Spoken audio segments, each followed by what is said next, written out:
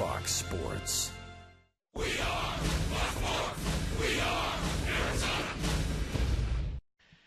The Diamondbacks made some changes during the offseason and created a team that's built the Diamondback way. The face of the franchise was traded to Atlanta, and in return, the Diamondbacks receive versatile Martin Prado. Both teams are off to a hot start, and tonight they face off for the first time on Fox Sports Arizona.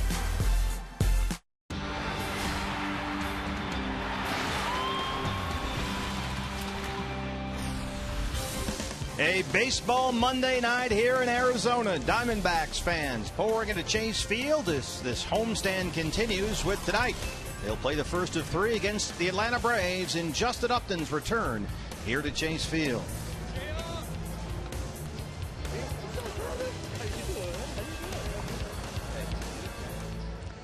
Good evening from Chase Field and welcome to the broadcast. Steve Berthiaume, Bob Brunley along the way. The Braves and Diamondbacks set for the first of three here before the Diamondbacks head back out on the road as the seven-game homestand continues. And Bob, as with any baseball trade, the storyline is not going to be played out here tonight, not in this series, not even in this season. As with any trade, they have to be looked at 2, 3, 4 years down the road, and this is really the first step in that process. Absolutely. I mean, ideally, this is a trade that works out well for both teams. The Diamondbacks are happy with the players they received from the Atlanta Braves. Obviously, Martin Prado making major contributions already. Randall Delgado was the number 3 prospect with the Braves last year, battled for that 5th spot in the rotation. Nick Ahmed's the number 7 prospect with the D-backs. Brandon Drury's hitting .314 in A-ball. Zeke Spruill might be the key to that trade when all is said and done. He's having a great year down in the minor leagues. I think both teams are going to be happy with the players they got when all is said and done.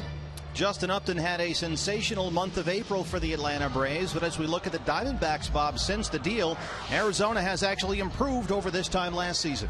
Like I said, they're content where they're at right now. It's a different looking team. It's a different philosophy of how to go about scoring runs, but Diamondbacks playing great ball in the early going, as are the Braves. The pitching is a little better, and as you can see, the batting average is virtually the same.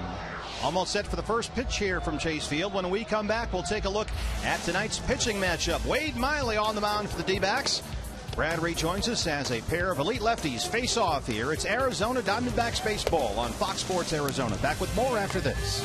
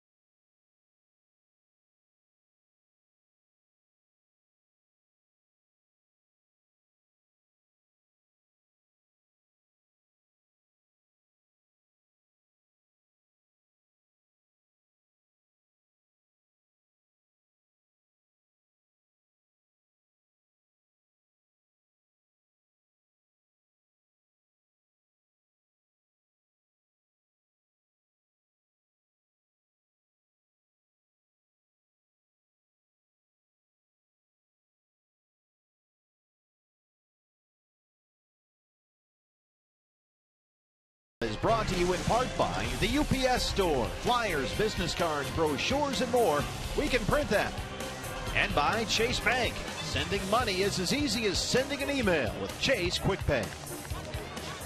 It is a bounce-back night for the Arizona Diamondbacks on Mother's Day. A tough loss to wrap up that series against the Phils. Time to hit the reset button as they host Justin Upton and the Atlanta Braves for 3 straight here at Chase Field. A great matchup on the mound tonight for the Atlanta Braves. Mike Minor, a left-hander, and for the D-backs, an all-star last year as a rookie, Wade Miley. And you see the numbers for both of these young guys, and they have been sensational so far this season. Wade really starting to turn things around. His last start on the road against the Los Angeles Dodgers, part of that sweep on the road against L.A. He went 7 2/3, gave up 7 hits, only 2 earned runs. The game before that, he had the 7 walks against Colorado and escaped with a no decision. But you can just tell that Wade Miley is starting to get things right. But really the key for him is the early inning success and also some offense behind him. The D-backs looking to break out the bats once again as Justin Upton and his brother B.J. Upton here at Chase Field. We've got all the coverage headed your way next on Fox Sports Arizona. It's Steve, it's Bob with the call. Stick around. Monday Night Baseball from Chase.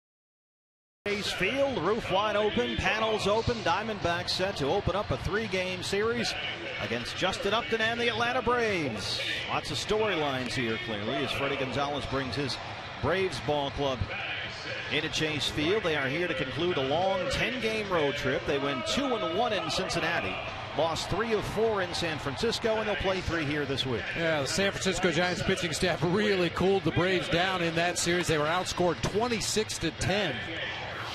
And the lineup for Freddie has the Upton brothers up top.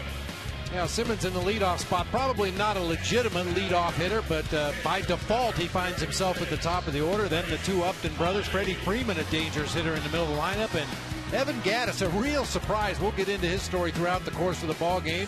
Brian McKeon, back not too long ago from the disabled list, still has some issues throwing the ball. They have power even at the bottom with Dan Uggla and Chris Johnson. Justin Upton will bat in this half inning against the Diamondback starter Wade Miley on the mound. We haven't seen a whole lot of Wade here at Chase Field for whatever reason. This year most of the starts have taken place on the road. Well, he was really good, as Brad said, in his last start, matched up against Clayton Kershaw, one of the best in the game, and Wade Miley got the better of that matchup. Outstanding numbers so far this season. hopefully throwing a lot of early strikes. That's when he's at his best. Wade Miley is our Arizona Ford Diamondback starting pitcher, and he'll face Simmons, B.J. Upton, and Justin Upton here in the Atlanta first. First of 3 against the Braves here at Chase Field. There's a strike, 0-1.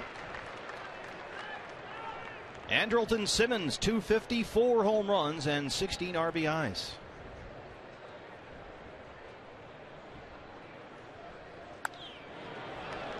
We mentioned that start for Wade Miley, Dodger Stadium against Clayton Kershaw. Will Nieves caught that ball game as well. I thought he did a real nice job of speeding up Miley when he needed to be sped up, which is not very often, but also slowed him down on those occasions when he felt he needed to slow the pace just a little bit.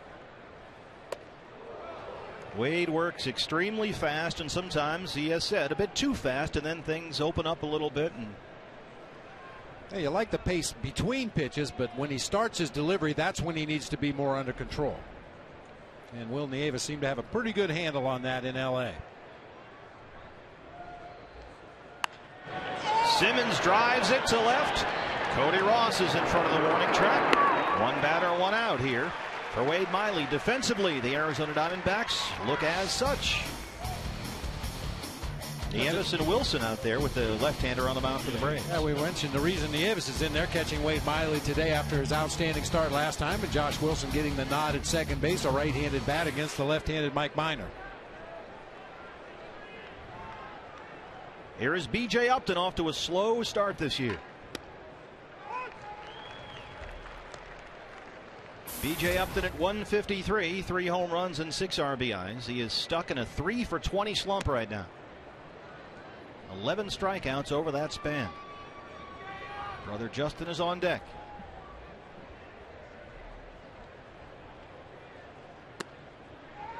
Well, if you watch B.J. Upton, he has a lot of mechanical issues going on with his swing. Watch the front foot as he takes his stride. He almost points his heel toward the pitcher. Josh Wilson behind the bag. 2 up, 2 down. Here is Justin Upton. Right fielder number 8, Justin Upton.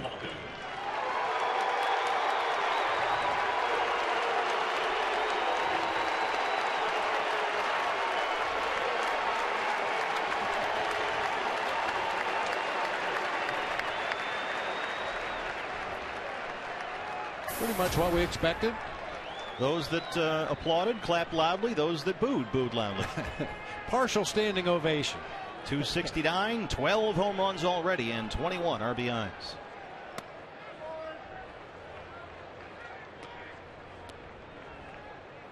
Love and respect.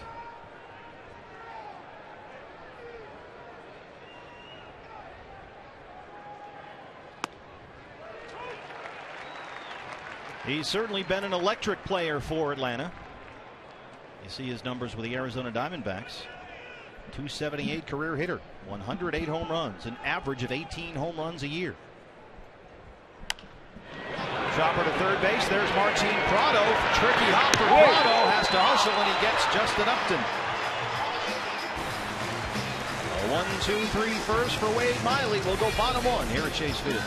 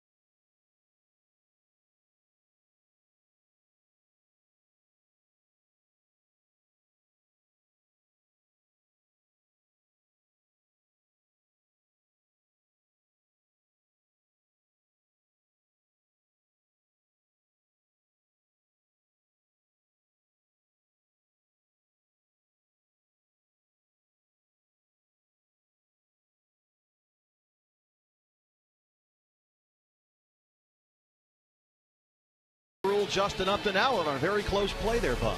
Yeah, Martin Prado had to double clutch, couldn't find a grip on the ball initially. By the time he gets it across there, extremely close. Justin Upton, you can see his reaction. Took a good look at it between innings. It's very close, but it looks like the D-backs did get him by the narrowest of margins. If Upton hits that bag with his toe rather than his heel, he's probably safe. But instead, it's a 1-2-3 inning for Wade Miley. Now the Diamondbacks will step in. Against Braves lefty Mike Minor, he was the winning pitcher in his previous start. That was last Wednesday at Cincinnati. 7 innings of 4-hit ball with 7 strikeouts. Fastball, changeup, curveball, slider combination. Has all 4 pitches. He loves his straight changeup. Not overpowering. Real good command on both sides of the plate. A.J. Pollock leads it off. 265, 4 home runs, and 15 RBIs.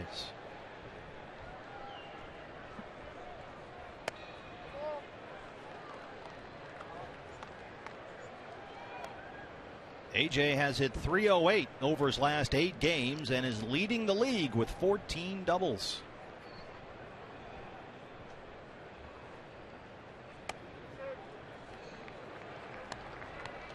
And talking to some of the Braves people, they feel that Mike Minor really benefited from the strong finish of Chris Medlin for the Braves last year. Medlin was getting all the attention at the end of the season, and Mike Minor was just quietly going out, putting up good numbers. Had 12 quality starts in his last 15 last season. Let's take a look at the Arizona Diamondbacks starting lineup, brought to you by Scottsdale Healthcare. Cody Ross with real good numbers against Mike Minor in there tonight, playing left field. In his career, Cody 4 for 6 with 2 bombs against the Braves left-hander.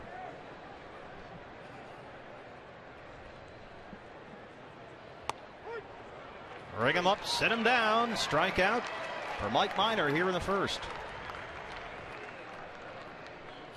This is what Mike Minor will feature. I mentioned he likes that straight changeup. His curveball and slider, sometimes he kind of gets caught in between, and it's more of a slurvy breaking ball, but he does throw both. You can see the difference in velocities. The curveball much slower than the slider. Didi Gregorius.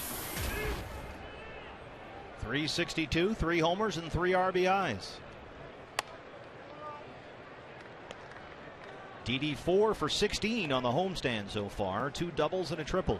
He's hit safely in 12 of his first 15 games.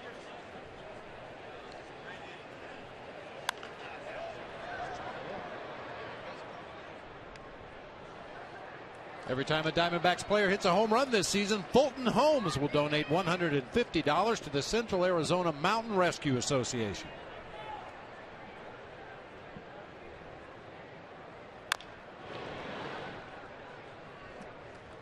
Minor is really tough on left-hand hitters. He's allowed only 4 hits to lefties all season.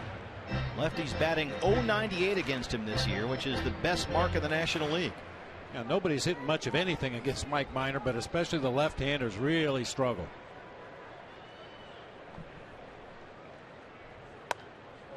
Two and two.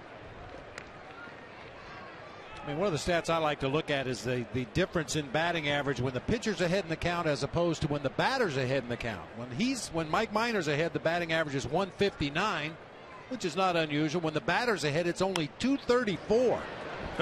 So even on those occasions when he falls behind in the count, he's still able to execute quality pitches and limit the damage. He is rarely behind. This guy does not walk anybody. He's in the strike zone all the time. In fact, he has only 8 bases on balls all season long.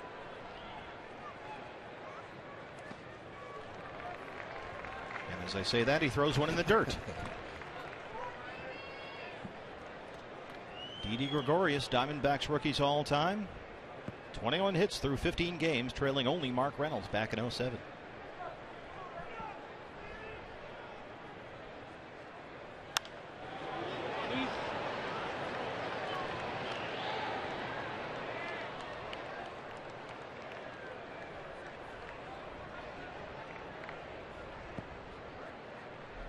Here's another 3-2.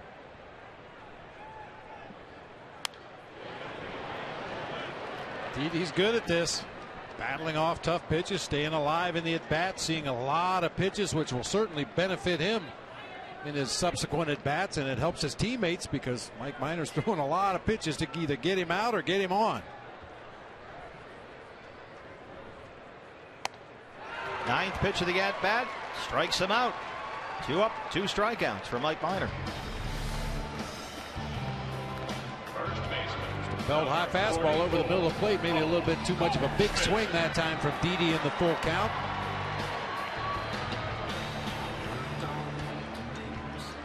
Here's Paul Goldschmidt. 304, 9 home runs, 30 RBIs. The 30 ribbies, second in the league. Only one behind Brandon Phillips and Troy Tulowitzki.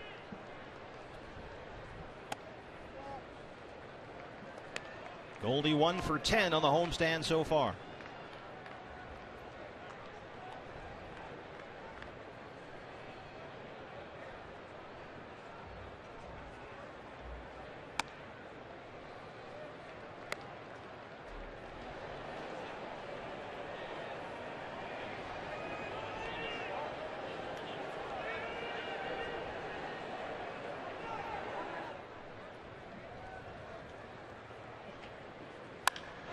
Drives it in the air, high and deep to left, and that ball is Goldie gone.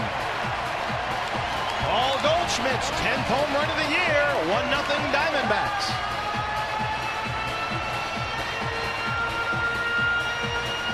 It's a Fulton home run. Another $150 goes to Central Arizona Mountain Rescue.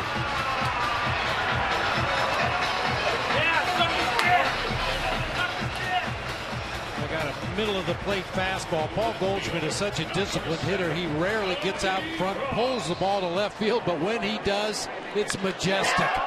Wow. Got the Goldie jersey right behind home plate. Saw the whole thing. Had a great view of it. It's already been a great night at the ballpark.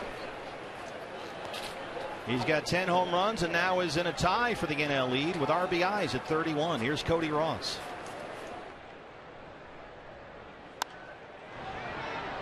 That's Paul Goldschmidt sending a message to Kirk Gibson. He didn't like not starting the ball game yesterday. Oh, you know he had to hate it. Had to hate it. At least he got in at the end. That's something.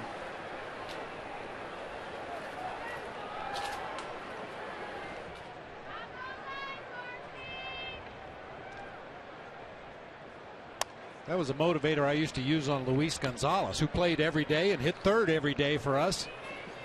If he was in a little bit of a mini slump, I would threaten to bench him the next day, and he would inevitably go up there and get a couple of hits to end the ball game and go off on a hitting streak, just threatening to put him on the bench. So would you say, okay, Gonzo, you look scuffing a little bit, nothing today, and you're sitting tomorrow? You look a little tired. I think I'm going to give you the day off tomorrow. That's all it took. You tell him that now, you don't see him for a week and a half.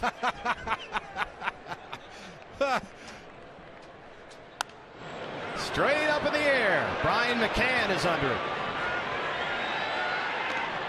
And that's the inning. But the Diamondbacks take a 1-0 lead on Paul Goldschmidt's 10th home run of the year.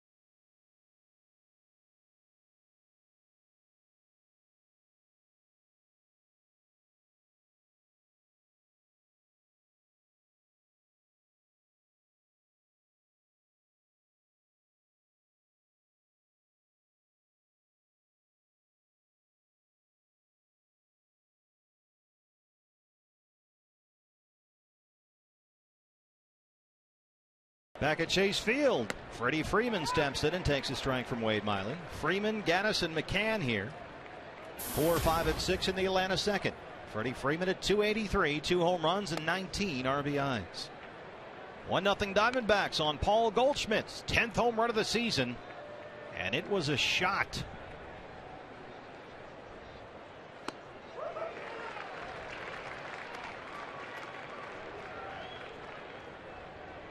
Bench me, I'll show you.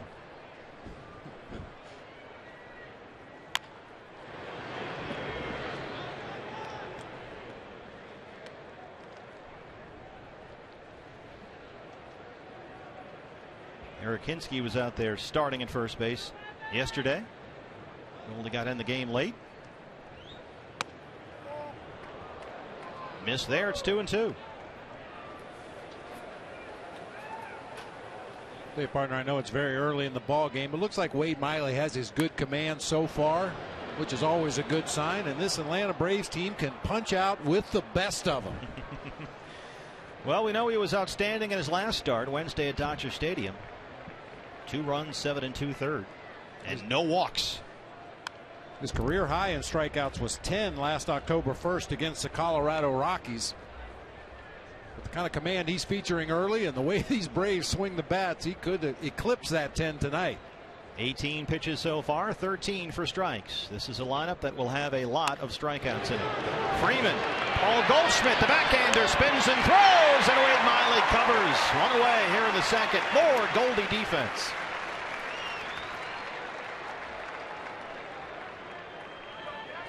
That's probably about as far as you want Paul Goldschmidt going off that line toward the hole. You can see Josh Wilson was going to have to make a diving effort. Goldie gets to it with a dive of his own. Nice job by Wade Miley to bust it off that mound and beats Freeman to the bag for the out. Nice play. Goldie jerseys are all over the ballpark, right under the $4 beer sign. Celebrating that home run with a $4 beer. How about that? Friendly beer and baseball here at Chase Field. This guy's can hit a little bit. Evan Gaddis. Gaddis was named National League Rookie of the Month in April. He led all Major League rookies with 6 homers and 16 RBIs last month. He's got 7 on the year at 259. He can hit a baseball very far. Yes, he can. In fact, Gaddis played winter ball in Venezuela, hit .303 in 53 games, and became something of a legend down there. And he picked up the nickname El Oso Blanco, the White Bear. He looks a little like a bear. Hitting out of that exaggerated crouch. It's a little like Jeff Bagwell. Yeah, that's a good call. And he's got no gloves up there, no wristbands, BB. He's got one little thing on there, but a little old school, too. Old school. His coaching staff kind of compared him to a young, raw Greg Luzinski, the baby bull. Like we said, they will strike out. That takes care of El Oso Blanco. Wade doesn't elevate his fastball very often, but it's effective when he does. When you're facing a sinker ball pitcher as a hitter, you tell yourself, I'm going to hope he gets a ball up in the zone, and then Wade throws that four-seamer up a little higher that time than Gaddis could handle. Brian McCann at 278, couple of home runs, 7 RBIs. He just got back in the lineup. McCann played through right shoulder pain for much of last season, finally had surgery to fix the shoulder. That was as soon as the season ended last October. He just came back last week. He missed the first 30 games. Spent the first month of this season in Florida rehabbing.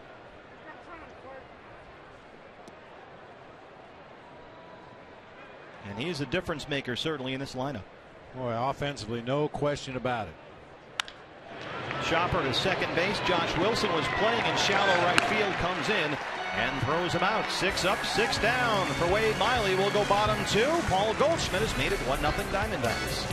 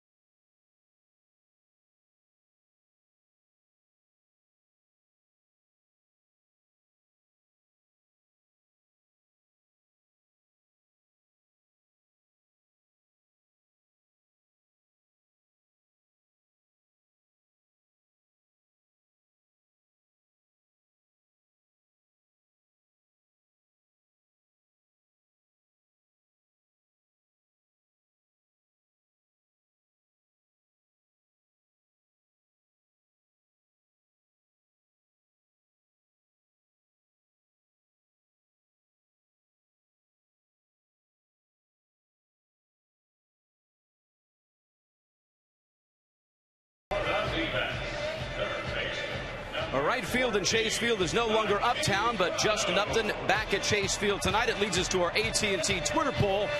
Tweet your vote to @FoxSportsAZ. How should a traded player be greeted by fans? Do you think cheers, boos, or kind of like lukewarm water, indifference? Gentlemen, the Twitter should be all on Twitter tonight because Justin Upton, I think the response tonight was pretty decent for a traded player.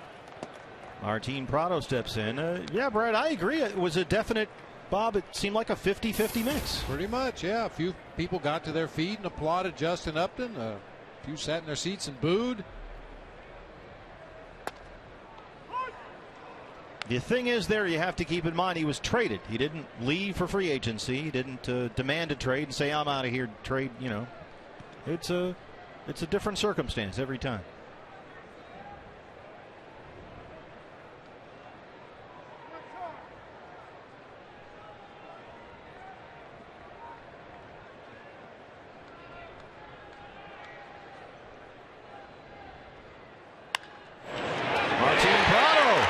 Gets by Chris Johnson and into left. Prado aboard. Second base hit for the Diamondbacks against Mike Minor. Well, so far tonight, that trade has really worked out in favor of the Diamondbacks. Martin Prado made a nice play on a ball off the bat of Justin Upton to retire him to end the first inning, and now gets a leadoff base hit here in the second. We're winning the trade. Right by Chris Johnson, former Diamondback third baseman. Would have been a difficult play, certainly. We can call it right now. That's it. We win. It just shows you so many people wanted to make a definitive decision on the deal before a game was even played this year, and it's not going to be decided today or at the end of the series or even at the end of this year. It has to be played out long term. It's all about the narrative. Gerardo Parra now. His narrative so far has been hitting the baseball. He's done it a lot.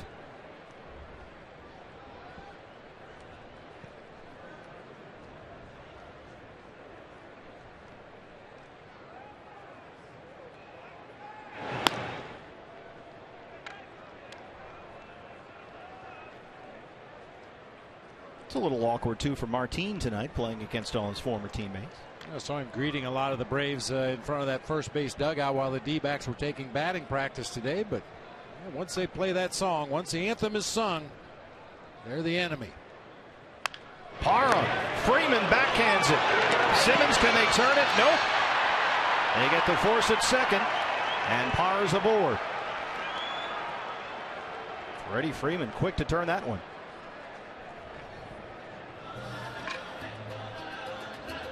There's so many parallels in this series. Two right-handed first basemen that hit for power, play good defense. Two young, exciting shortstops. Obviously, we've talked a lot about the Upton-Prado trade. That time, Simmons just couldn't hang on to complete the relay throw. Don't believe they would have had Parra anyway. So Parra's aboard with one out, and here's the catcher, Will Nieves.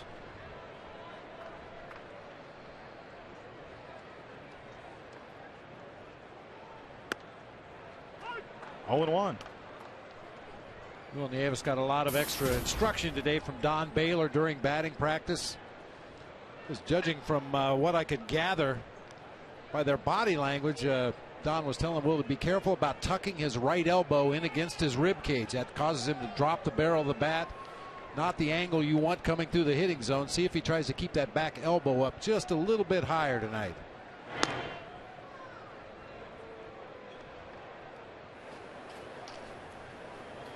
Hitting coaches Don Baylor and Turner Ward.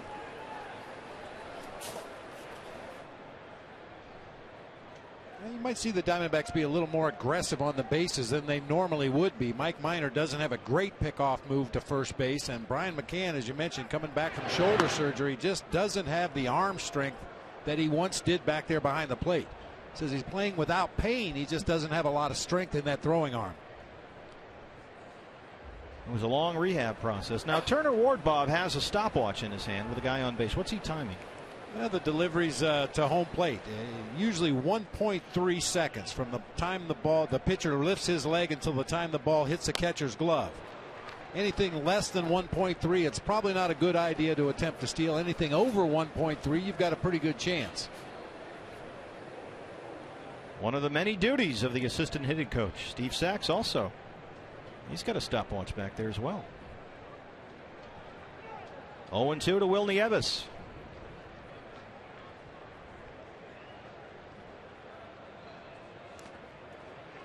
Nice block by McCann. You've heard me say it many times, partner. Baseball's all about repetition, and in order to spice it up a little bit, when I was managing Bob Melvin and occasionally other coaches on the bench, we'd all get our stopwatches out, and when the pitcher would deliver the ball, we'd see if we were all in unison with our times. Some guys had quick thumbs, some guys were a little slower. The human element, one might say. There you go. That may be the only time I like the human element. Here's the 1-2 now.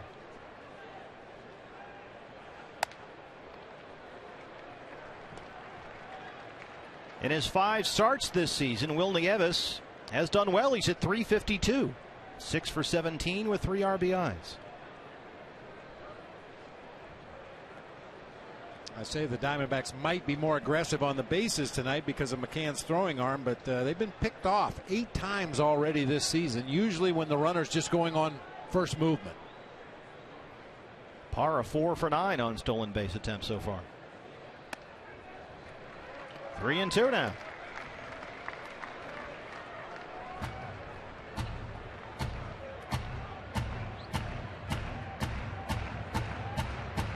And a 3-2 count.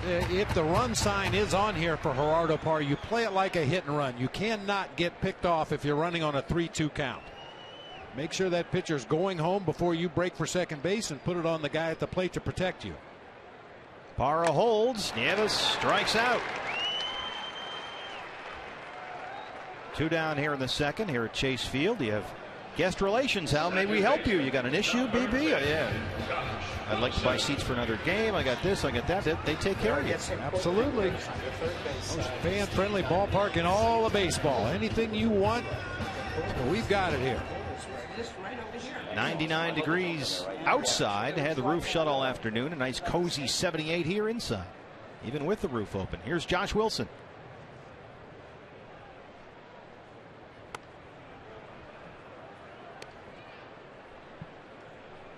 Josh in there at 205, a homer and 4 RBIs.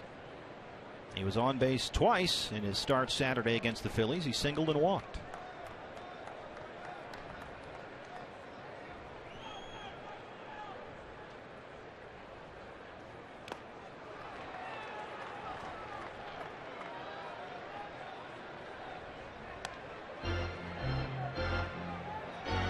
In the last 8 games he started for the Diamondbacks, Josh has hit .214. A double, a homer, 3 RBIs. Driven in 3 with his bat and probably saved about 8 or 9 with his glove. His defense has been sensational at second base. Really has.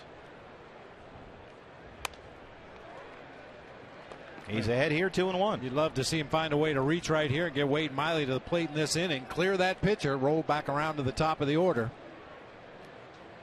Matt Williams orchestrating at third. There is Wade Miley on deck. Wade has a home run this year.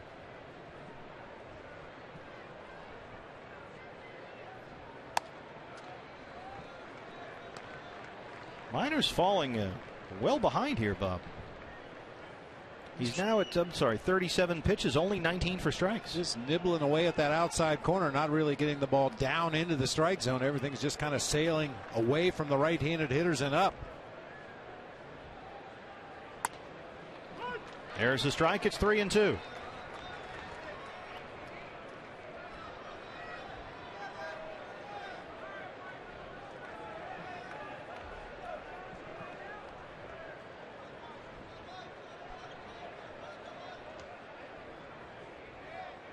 There goes Parra. Fouled away. We'll do it again. See, he doesn't look good clean. It looks unusual. It's like that white uniform is blinding. We need to scuff it up with some dirt, some pine tar, some eye black. I know you remember the name Casey Candell. Oh, sure. When he played with the Houston Astros, he used to come out of the dugout before batting practice and literally roll on the warning track to get his uniform dirty. Like a golden retriever. Right away. There goes Parra. Ball 4. They clear the pitcher. 2 on and 2 out here. Just the 9th walk issued all season by Mike Minor, and he walks the 8th hitter here. Not only did Casey Candell come out and get dirt on his uniform right away, he wouldn't change. You know, a lot of players come out, they go through their pregame workout, they break a sweat, they go back inside and put on a dry uniform. He'd wear the same dirty uniform all night long, whether he played or not. Wade Miley 1 for 11. The one, a long home run in San Francisco earlier this year.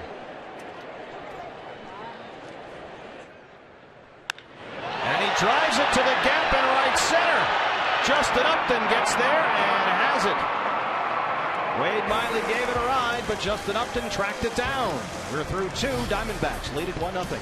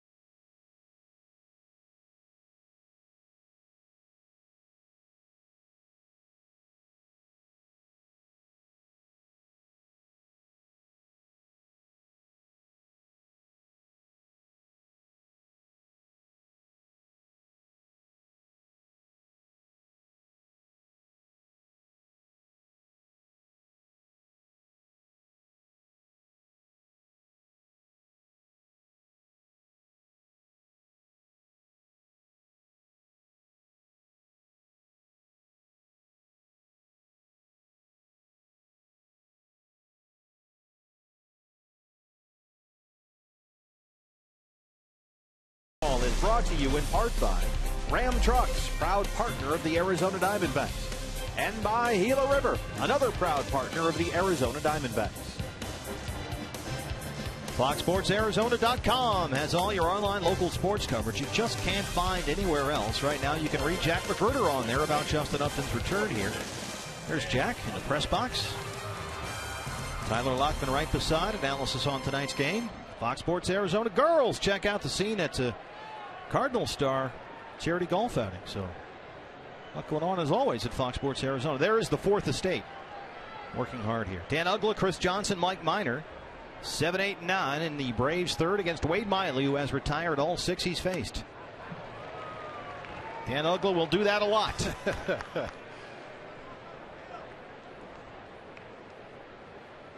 Our good friend Chip Carey in the Braves TV booth next door said the 4 most used words this year on Braves telecast are swung at and missed. That one is popped up. Josh Wilson wants it in shallow right. 1 away. There's Chip looking natty tonight. 4 or 5 guys in the lineup riding 3, 4, Great 5 game history of broadcasting in that family, huh? 4 or 5 guys From Harry to Skip to Chip. Of course, his dad would always do the Braves games and always go, Chipper Joe. The voice you hear is Joe Simpson, his partner over there on the Braves TV side. Here's Chris Johnson.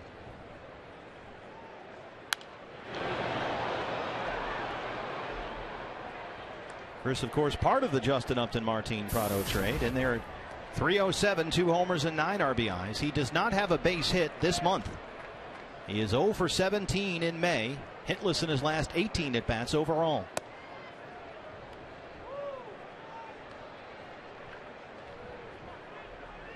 I'd say they safely lead the league. And I think they will throughout the entire season. That was always the great debate, Bob, about the trade. Yes, you're going to get guys like Uggla and Johnson and, Downing and Justin Upton and B.J. Upton, they're going to hit some home runs. They're going to have some exciting games. You're going to win a lot of, 10, 12-run games. But you're going to have a lot of unproductive at-bats as well. A lot of quick innings. Base hit. Chris Johnson snaps an 0 for 18. He's aboard with one out here in the third.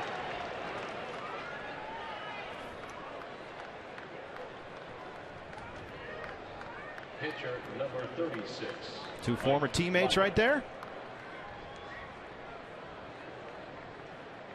Goldie doesn't usually go with the no-shave look. He's looking a little Miami Vice tonight. I still think it's all in protest for not being in the lineup yesterday. Managers are so sensitive. Here's Mike Minor. 3 sack bunts on the season for Minor. Leads the entire Braves team. Obviously leads the pitching staff, but Freddie doesn't use a lot of sacrifice bunts with all the power he has in this lineup.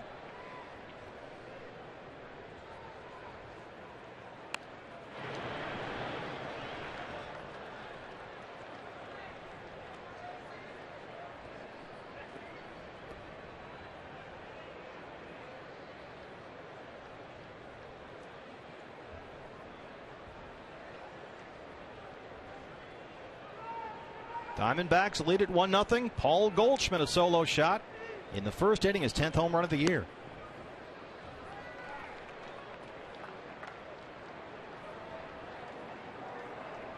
Gorgeous out there, huh? Everybody's inside the ballpark.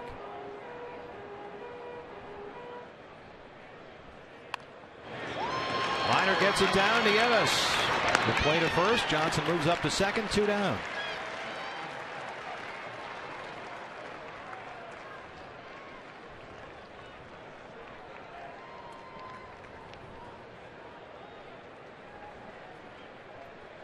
Shortstop Andrelton Simmons. As you'll notice, sometimes those strikeouts catch up with you. Now, granted, they've run into some good pitching here, but they got off to that sizzling 12-1 start. But since then, Bob, look at the ERA, 4.63. And the runs per game have dropped almost, well, not quite half, but wow, that's a lot. Andrelton Simmons flying out his first time up.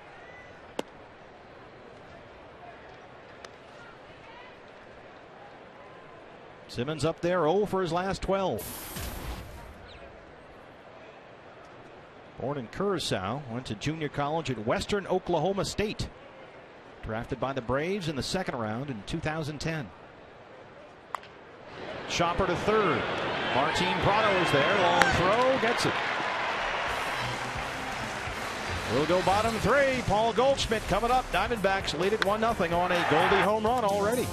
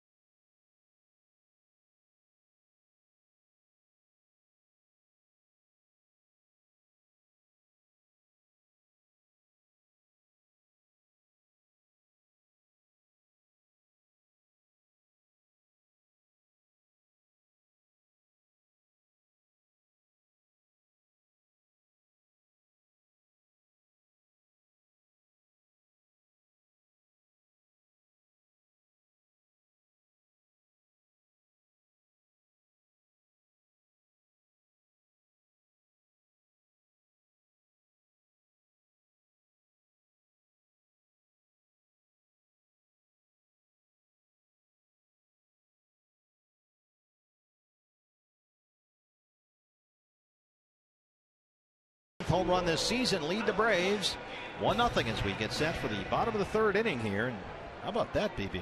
Oh, beautiful. Those divots you see on the moon are where Paul Goldschmidt home run balls have landed. That one lands in the glove of Evan Gattis in left. One away here in the third.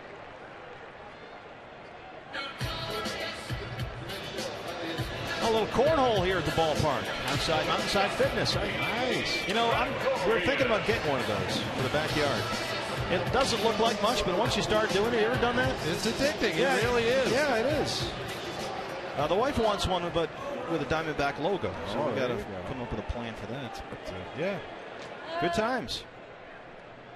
Didi Gregorius struck out his first time up. That's a good backyard game because you really only need one hand. You can use your other hand for other things. Glass of lemonade. Yeah, sure. Yeah. Iced tea.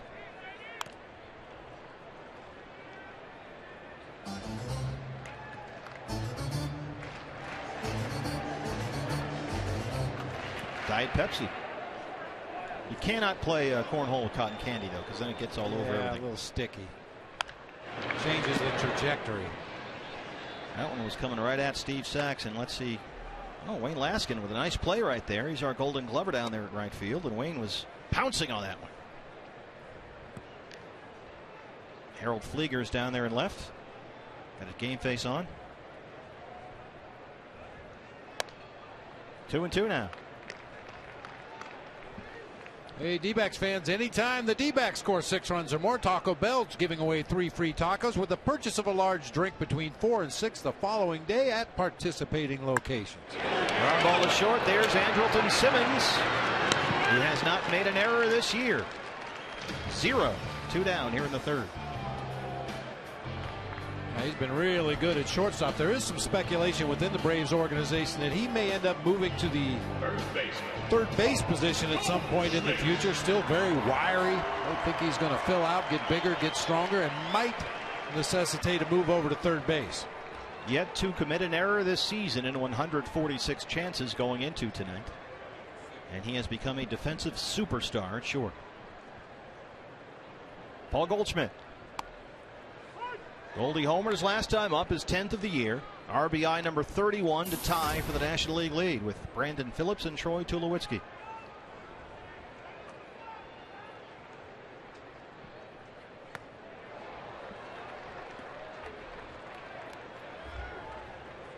Well, the Rockies haven't scored yet today against the Chicago Cubs, so Tulowitzki doesn't have any. We know that.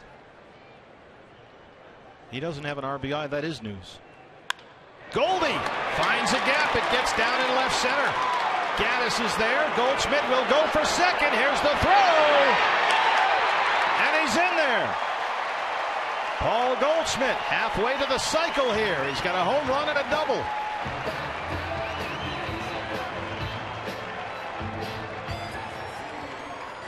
I know we keep stats on everything.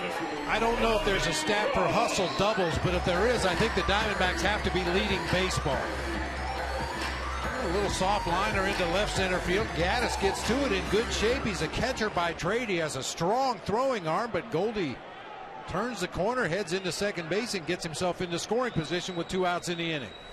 Cody Ross. You mentioned that, Bob, and I think it's important. Gattis is a catcher. He's just started playing the outfield basically this week because they're trying to find a way with McCann back to keep Gattis's bat in that lineup. And so he has a cannon for an arm, but the outfield is something new.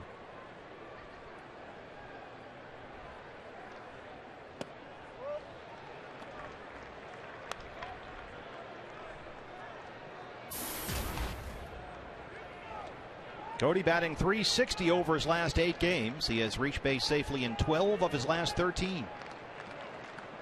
Batting .400 against left-hand pitchers this year.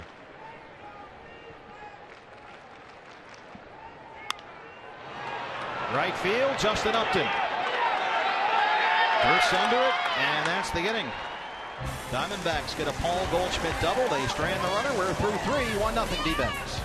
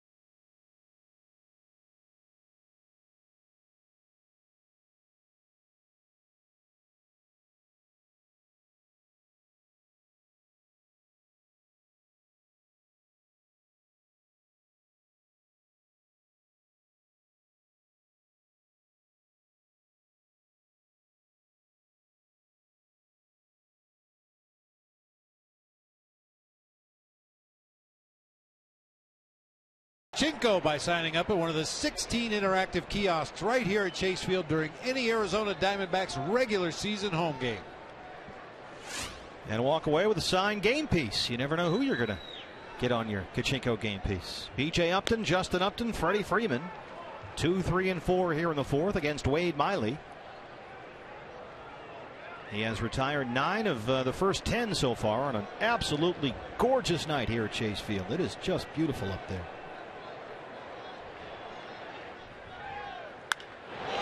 High in the air, center field. A.J. Pollock drifting toward right, deep in the corner. And that's allowed out number 1.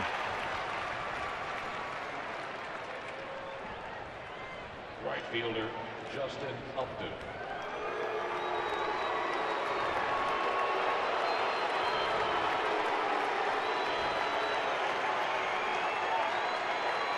Still mixed.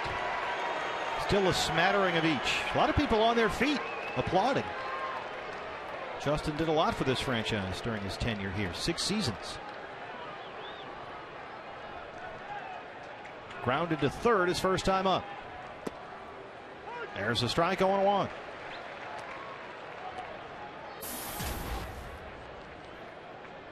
"12 home runs in April. National League Player of the Month. However, it's been 14 games since Justin Upton last homered. And during that stretch, he's batting only .205.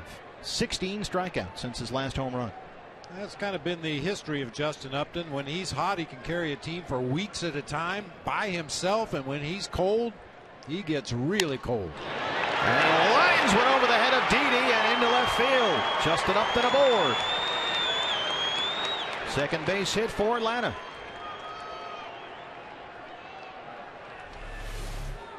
Sounded like he broke his bat, but obviously strong enough to muscle that ball out into shallow left field just over Didi Gregorius. Now we documented the Braves' decline here. Started out the season 13-2, and during that time Justin Upton hit .328 with 9 homers, 13 driven in. In the 22 games when they went 8-14, he only hit .222. You see the last 16 games now, 196 with only 1 homer and 5 driven in. Speaking to the streaks we talked about.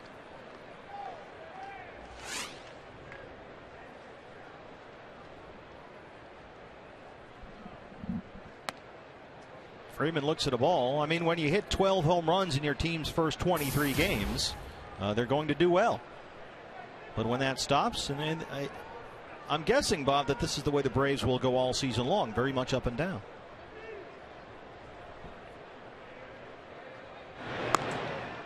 Justin Upton with 3 stolen bases this year. He's not yet been caught.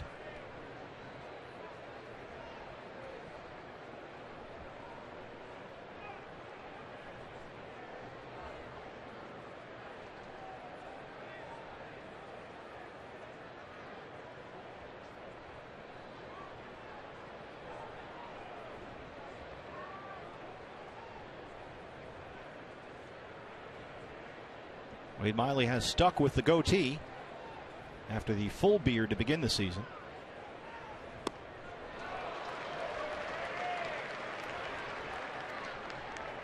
I have a feeling by the time the hunting season rolls around after baseball season, we'll see the full beard once again.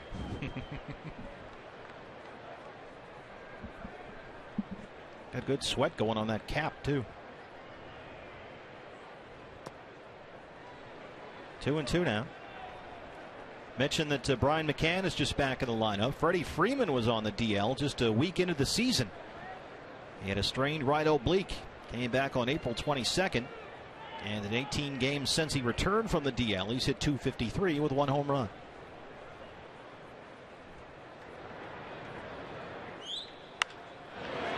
Left field down the line. Hooking on a play.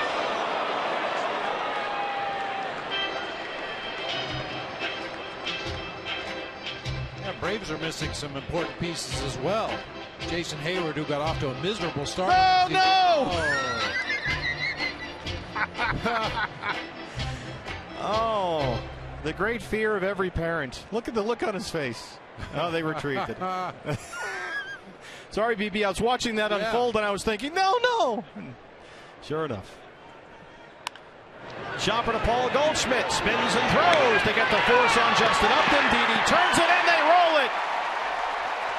More Diamondback defense. And they're out of the top of the fourth. A souvenir for the youngster.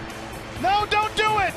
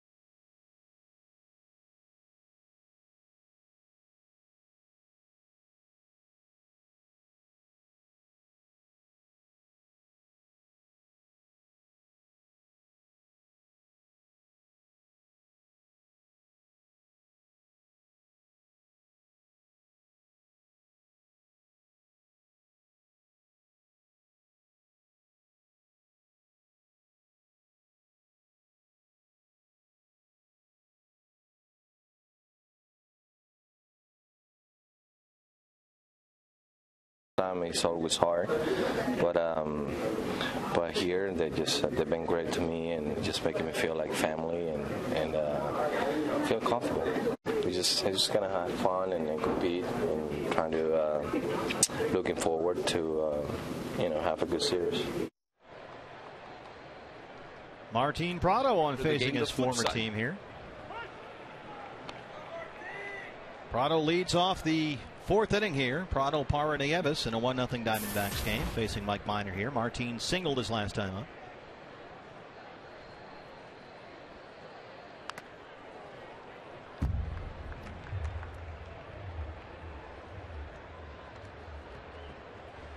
That was Martin Prado with our Geico quote of the game, Bob. Yeah. It's an odd feeling for a guy when you get traded. You go to a new ball club. You may have a friend or two on your new team, but you leave a lot of friends behind. And those friendships last a long time. But once you get between those white lines, they're the enemy. It's funny, Martin admitted initially when he was traded by the Braves, he wondered, what did I do wrong? And that's exactly what he asked his teammates in Atlanta. And Prado said it helped him to hear that you didn't do anything wrong. The Braves teammates said they were proud of him. They were proud of the way he played, the way he represented the team and all of them by always putting the name in the front of the jersey out front and not the name on the back. And that's really what Martin Prado was all about. We've seen that here. And he said after he talked to his teammates and asked him, what did I do wrong? And they helped. It made him happy and helped me, as in his words, move on and start over again. Now, to a man, they all said what a great teammate Martin Prado was, what an unselfish player, and certainly we've seen a lot of that in the early going this year. 2-2 now.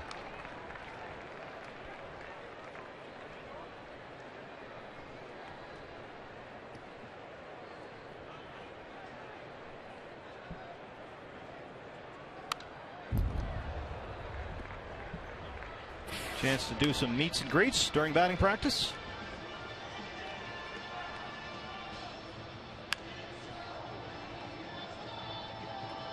It's Reed Johnson right there, Braves outfielder. Here's another 2-2. And that wasn't an isolated incident. Everybody in a blue uniform came over and paid their respects to Martin Prado.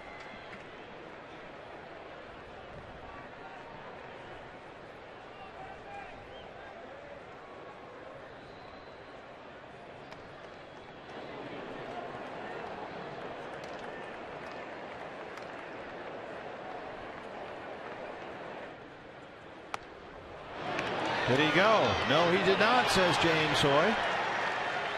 And Prado leads off the bottom of the fourth with a base on balls. He's been on base twice tonight. Boy, Bob, Minor had only walked 8 guys all season long. He's already walked 2 here tonight. I mentioned it before. It just looks like he's really nibbling at that outside corner. We were told that he works his fastball and breaking ball on both sides of the plate. Usually tries to keep his changeup away from the righties, but almost everything we've seen in this ball game has been away, and just can't seem to find that corner consistently. Gerardo Parra 0 for 1 so far.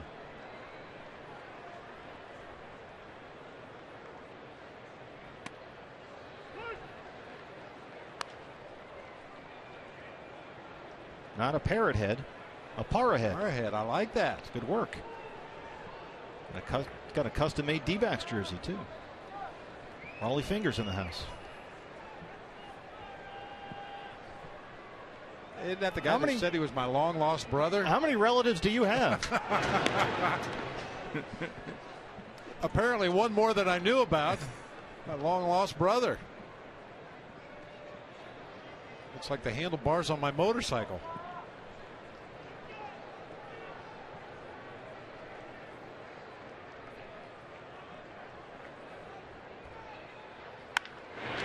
Gerardo Parra drives it into center. There's a base hit. Martin Prado heads for third. Here's the throw from B.J. Upton. And Martin Prado is in there with a Pete Rose head first slide. First and third for the Diamondbacks here in the fourth.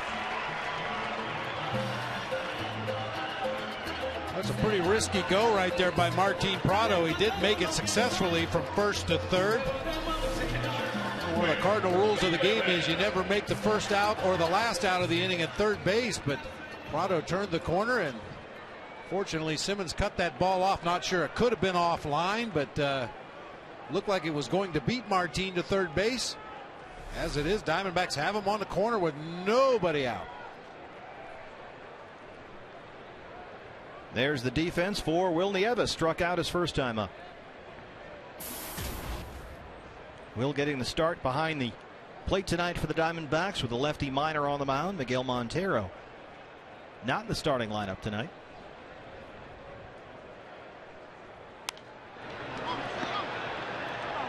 Steve, you talked about Minor's command and control, and he walked very few guys coming into this start. He's thrown 5 or more pitches to 7 of the 15 hitters he's faced. He speaks to his lack of command here tonight, at least what we're used to seeing from him. His strikeout to walk ratio is .475. That's good for 5th best in the National League. But he has not been nearly as dominant here tonight.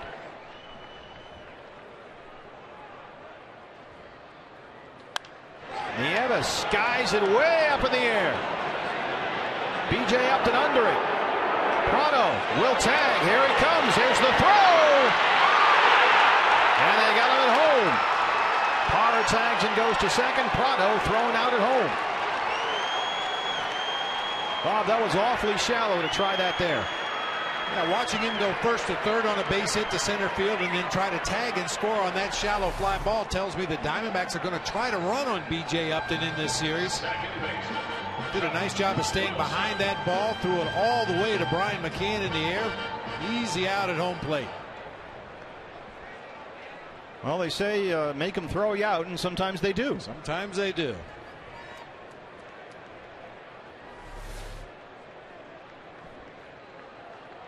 So Parra's on second, 2 outs now. Here's Josh Wilson. Yes, he went, James Hill.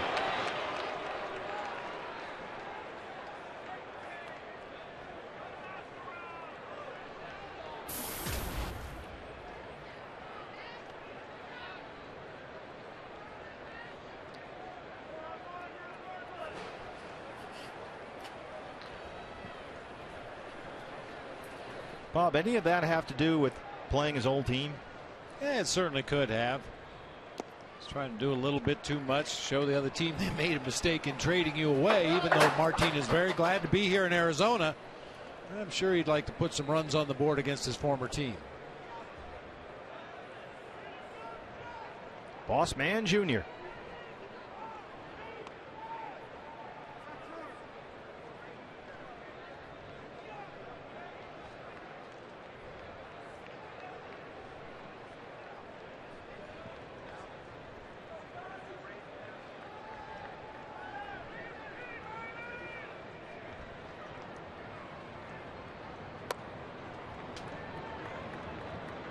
McCann will have a conversation with Minor, who just can't find it here.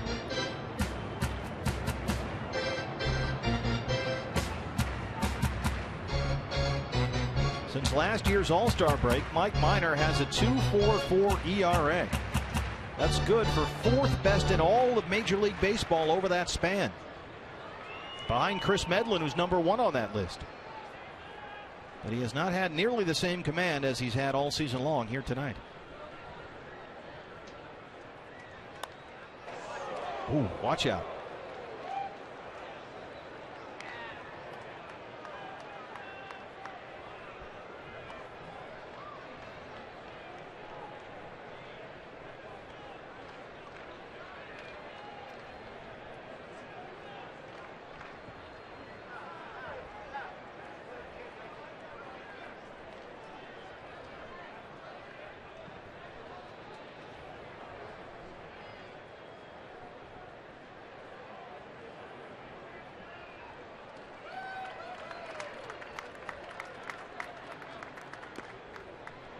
In the dirt, 3-2 now.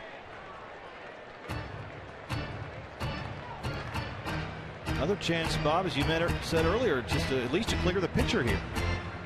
That's big in the grand scheme of things, rolling that lineup over, getting the pitcher out of the way.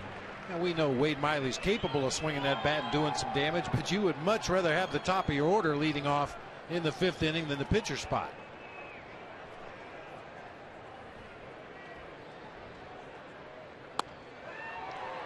Struck him out looking.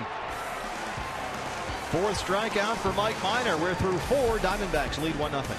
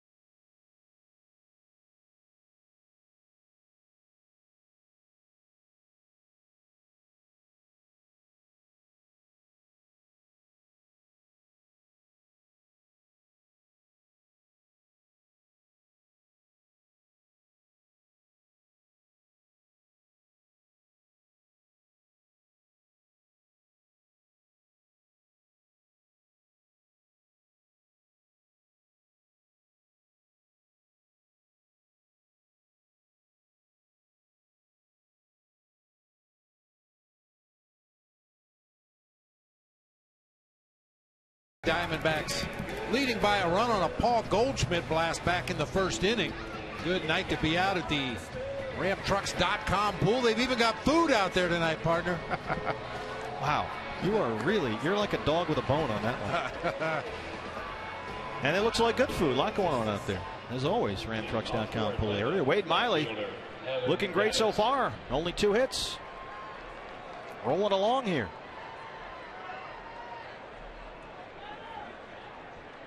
He'll face Evan Gattis, Brian McCann, and Dan Ugla. Gattis struck out his first time up.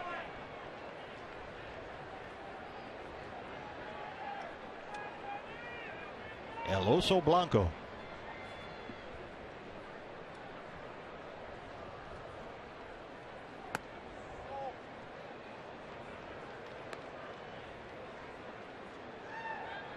Gattis went through 3 different levels in the Atlanta minor league system last year. Started in rookie ball, played A ball and AA, and through it all, 74 games, hit .305. And he drives it to left, down the line. Will it stay fair? Hooking. Foul. He can hit a baseball. Oh, country strong. It was quite a route for Evan Gattis to get where he is today. He was out of the game for 3.5 years. working as a ski lift operator, various odd jobs, just hooks that one foul down the third baseline.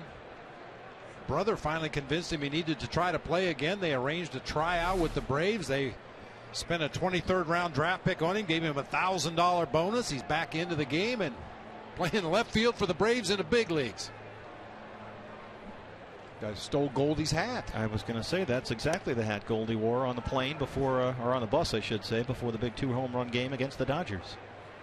Only Goldie had a black jacket. He looked like Wyatt Earp. He looked like Kurt Russell in Tombstone. He had the whole black jacket, black hat thing going.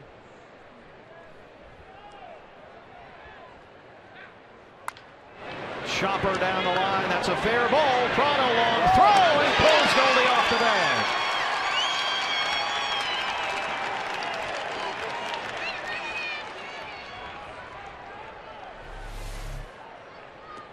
Not an easy play for Martin Prado in foul territory, way behind the bag at third. But I think an accurate throw. They get Gaddis at first base. See how they rule it. Still thinking about it. That is E5. Brian McCann now. McCann grounded out to second his first time up. First error of the season for Martin Prado. Fans may recall earlier in the season he was given an error on a very tough play, was later changed. I think you spearheaded that, didn't you? Nice job by Will Nieves there. I recall you being quite vocal about your. Well, you know, well, fortunately or unfortunately, fortunately for Martin Prado, there was a very similar play by the opposing third baseman in that game, and that one was called a base hit. I think I know why he just made an error. He's got a bug on his hat. Yes, he does. What's bugging you?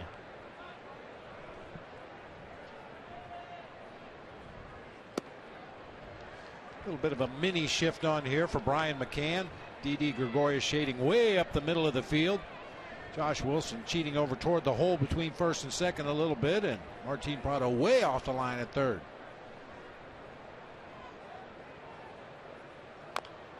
McCann chops one foul. Interesting that they changed that. It was, I want to say 3 or 4 days at least after the error that they changed the ruling, right? So what happens in the interim? Are there campaigns, people picketing outside offices, phone calls? Video review. What a novel concept. That bug is still there.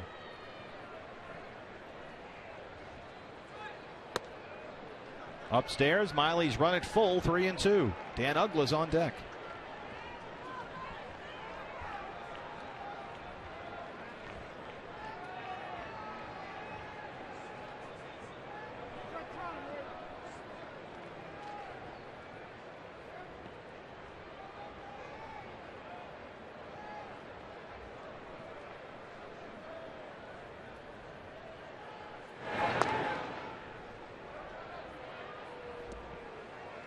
.57 pitches now for Wade Miley. 38 for strikes.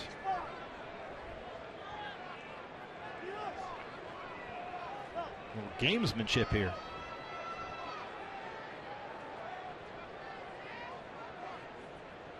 Brian McCann, high school in Duluth, Georgia. Drafted by the Braves, second round pick back in '02.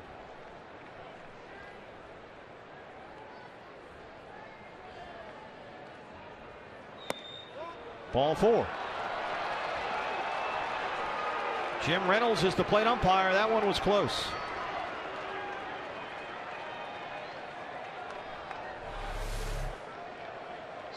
Breaking ball that's up at the top of the zone. I've said it many times, you rarely get a called strike on a breaking ball that hits the top part of the zone. It just looks too high for an umpire. Well, this is where you run into trouble putting guys on ahead of some of these guys. You don't want those solo shots to turn into 3-run homers, and Dan Uggla can certainly do that. Popped up his first time up there. Hitless in his last 3 games. Now 0 for his last 11.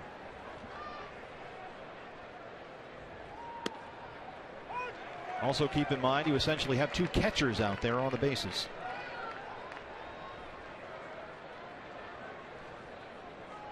Gaddis at second, who's in left field tonight, and McCann just returned from the DL, catching.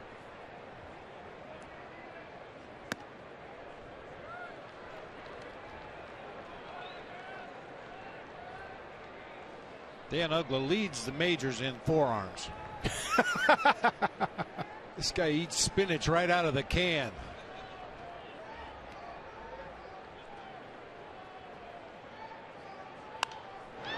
Lifts one high behind the Braves dugout. Goldie watches it go on a play. I've told the story before when I was managing the Diamondbacks, and Dan Uggla was a farmhand in the minor leagues. He was one of the guys we would always bring across the street to play in big league games from time to time, along with Connor Jackson and Carlos Quentin. You could tell even then this was a very intense young man. Will Nieves, it gets behind him. There's the throw. No throw. Runners advance. Nieves thought about going to third and decided against it. And the arm cocked, ready to fire, and pulled back.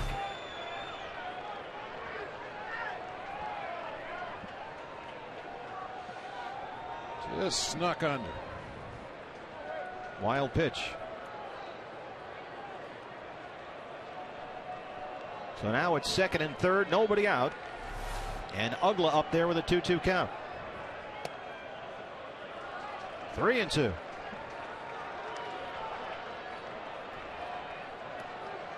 Chris Johnson, the former Diamondback, is on deck.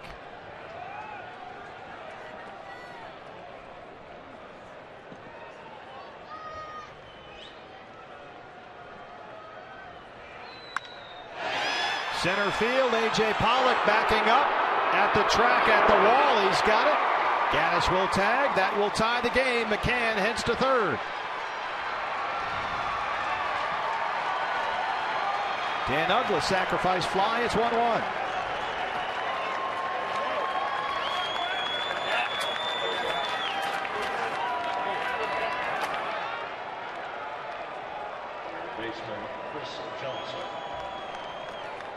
A wild pitch becomes big now, moving those two runners up to second and third base. Gaddis able to tag and score easily on that drive to the wall in center field. Better relay there. They may have had a play on Brian McCann at third base. As you mentioned, not a fast runner by any stretch of the imagination. Chris Johnson drives one to left. Cody Ross looks up, and that's gone. A two-run home run by Chris Johnson. His third of the season, and it's 3-1 Atlanta.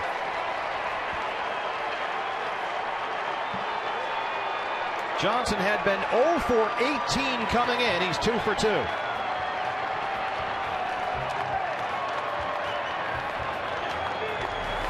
Looked like he really went down and got this pitch. A slider that was working its way down and in. He intercepted it before it could get to the spot. Line drive homer into the bleachers in left.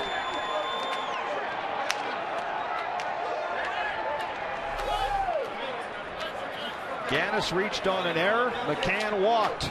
They both scored.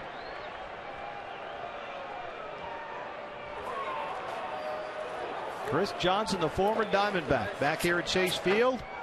He's got a single and a two-run homer. Here's Mike Minor.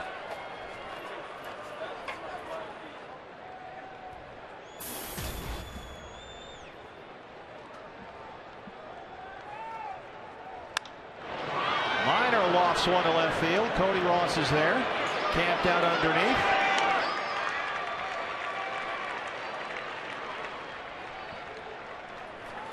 That brings up Andrelton Simmons, the top of the order. Shortstop, Andrelton Simmons.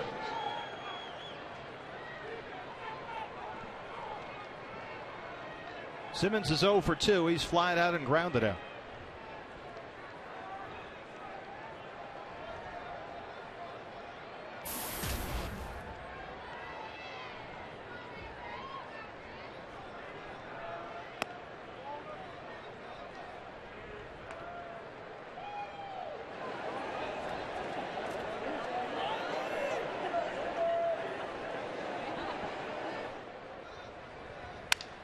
Broken bat. Josh Wilson behind second base. Paul Goldschmidt corrals that one, And Josh Wilson makes another spectacular defensive play for the Diamondbacks. But the Braves get 3 in the inning, including 2 on the Chris Johnson home run. We'll go bottom 5 here, Chase. D-backs trail at 3-1.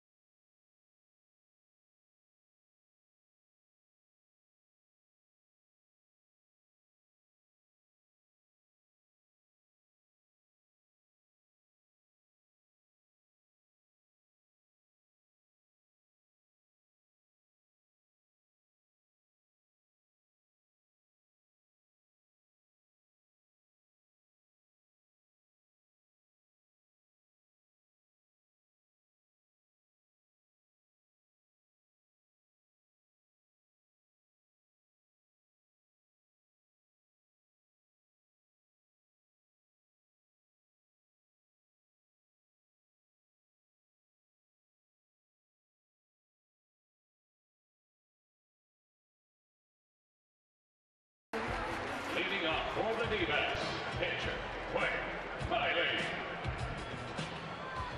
Wade Miley will lead off the 5th inning for the Diamondbacks. Miley, Pollock, and Gregorius 9-1-2.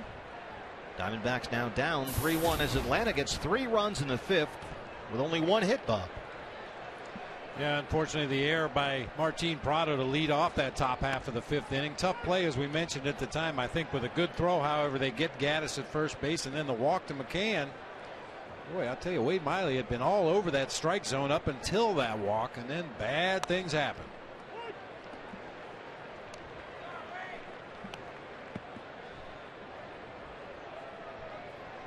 I mean, it's almost a given. This Braves team is going to hit some home runs. You just want to limit the damage. Solo homers don't hurt you that bad, but you put a couple guys on via the walk or an error, and suddenly it's a 3-run bomb or a 2-run bomb, and you're looking at a deficit. Try and keep him to solo shots if you can. Here's the 1-2. Chopper to second base. There's Dan Ugla. And Miley is retired. 1 out here in the 5th.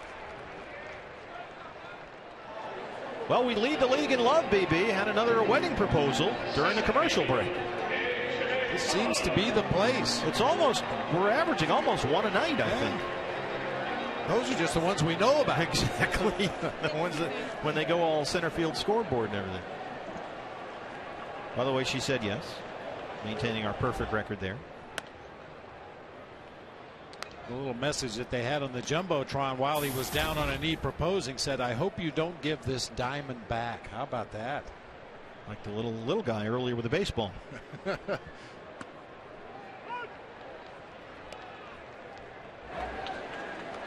46 years, BB. Absolutely. Nice going. Congratulations. Stop.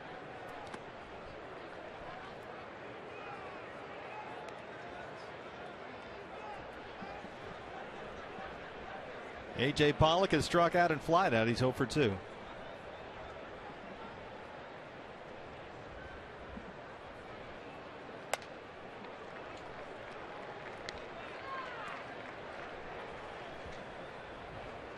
Mike Minor now at 80 pitches, 46 for strikes.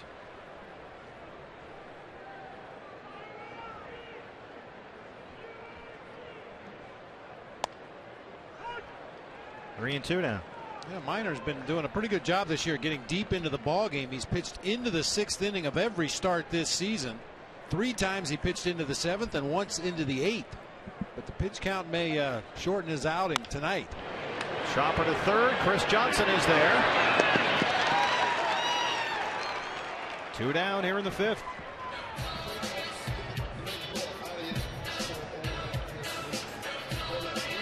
Minor has only one previous career start here at Chase Field. That was last April. He allowed only 5 hits over 8 innings, had 9 strikeouts in what was a 10-2 Braves win. Didi Gregorius has struck out and grounded out. He's 0 for 2.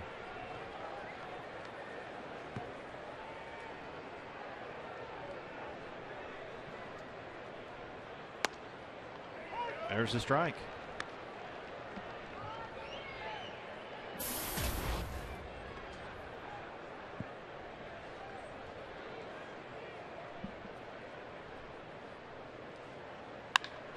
Base hit. Lines it into right. 2-out single here for the Diamondbacks. They have out-hit Atlanta so far, 5-3. First baseman, Paul Goldschmidt. 2 of those hits by Paul Goldschmidt. A solo shot in the first, a double in the third. He's halfway to the cycle.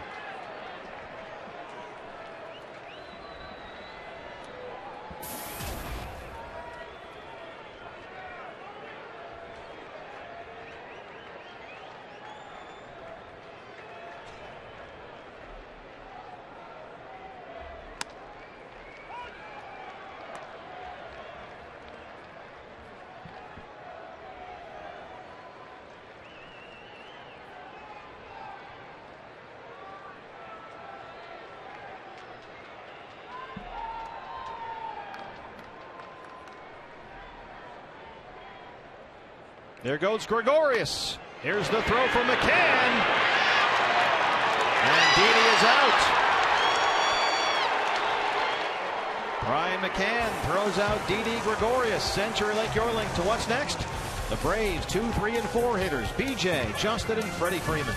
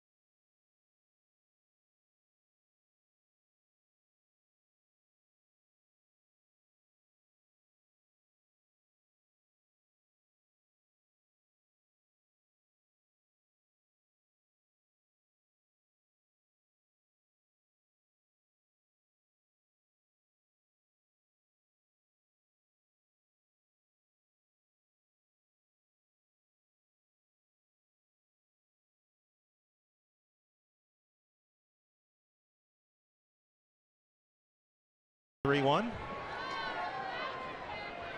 Boy, in my humble opinion, that's not the right time for Didi Gregorius to try to steal a base right there. You've got the best power hitter in the D-backs lineup at the plate, trailing by a couple runs in the game. He has already hit 1 homer tonight. Obviously has a pretty good beat on Mike Minor.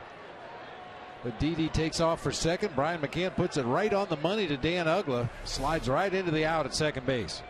Got to let Goldie swing the bat there. It gets B.J. Upton.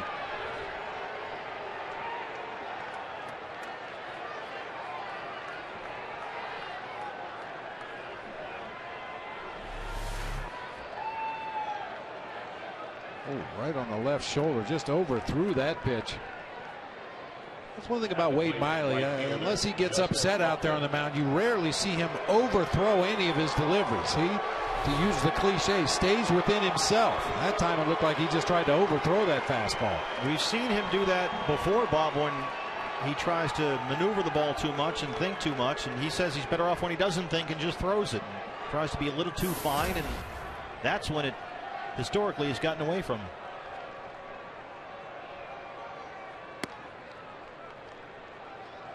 Justin Upton singled his last time up. He's 1 for 2.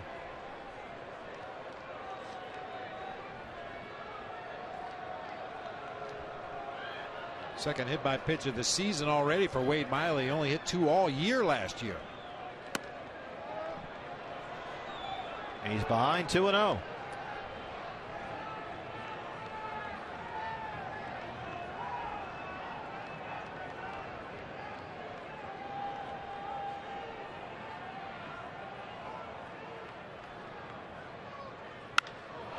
Center field, hard to center. AJ backing up and looking up, and that ball is way out of here. Justin Upton is back in town. 2-run home run, 5-1 Braves.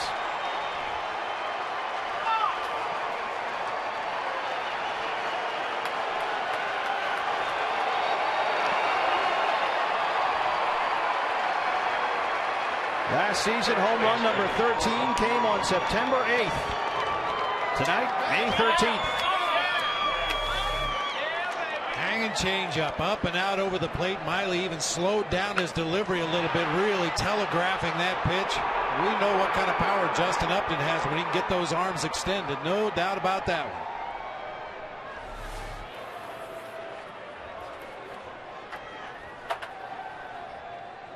Freddie Freeman. So a batter who reached on an error has scored. A batter who was walked has scored. And a batter who was hit by a pitch has scored. Freeman finds the gap. It hops off the wall.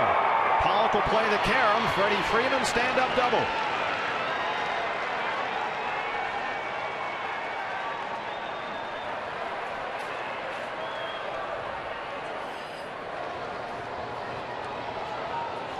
On the phone to the Diamondbacks bullpen. Time to get somebody cranking up down there. Loud contact here in this inning. First the Upton 2-run homer to deep center, and then Freddie Freeman with a rope to the gap in left center field. Well, once again, just overthrowing that ball. Really no location, up and out over the plate. Short hops the wall out there in left center field. Each team now with 5 hits, but Atlanta leads at 5-1. Freeman at second. Here's Evan Gattis. He struck out and reached on an error. Also scored a run.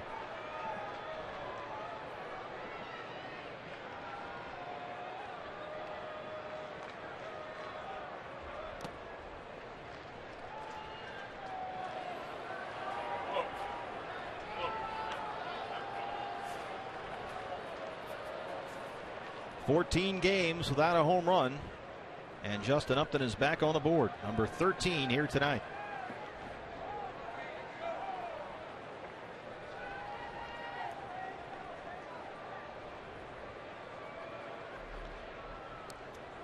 Right through Will Nieves. Freddie Freeman to third.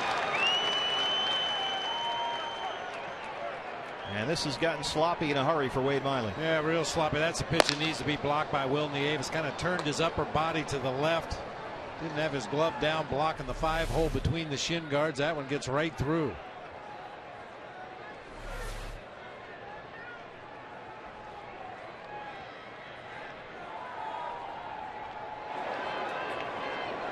Once again, a wild pitch becomes significant because now the Diamondbacks have to bring their infield in. Anytime you have that infield drawn in, obviously it really cuts down on the range that you have as a defender.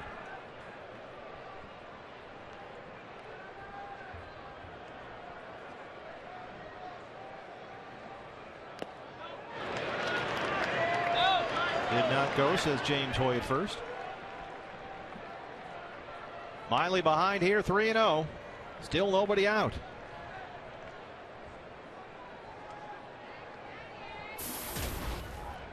Pitch number 80 on the way.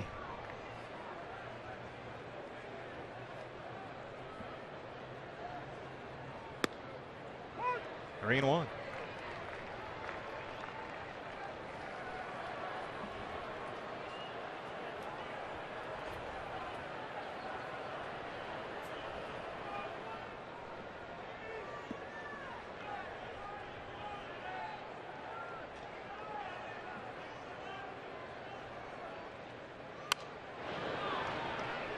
Well, even though he hits out of that deep, exaggerated crouch, Gaddis loves to swing at that high fastball.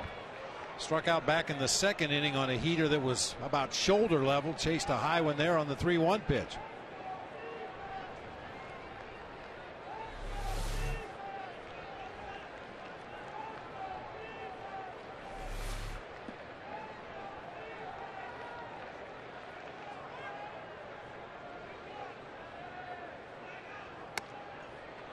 Ball 4.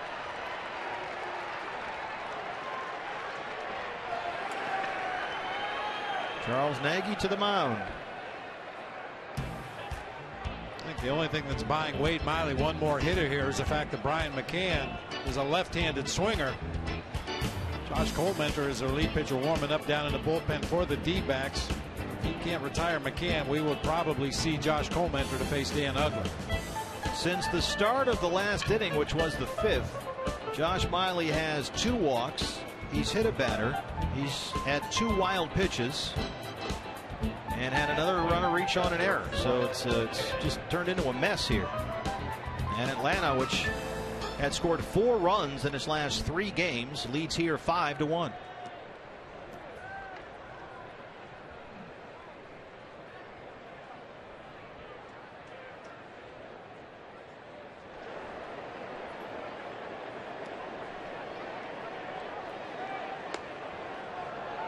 Brian McCann walked and scored his last time up.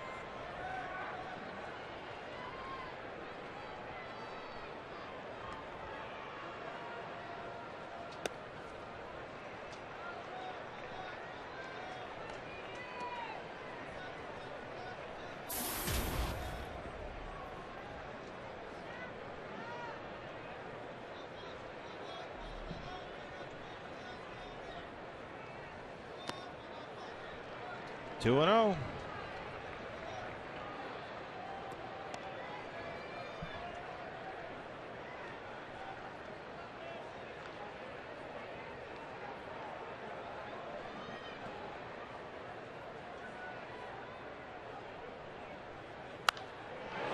Out of play.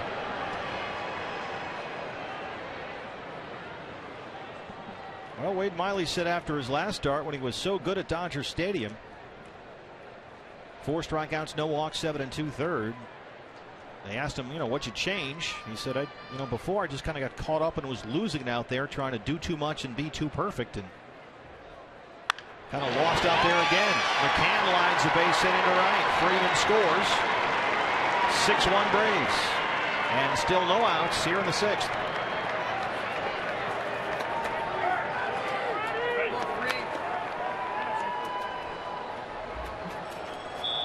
That's going to be it.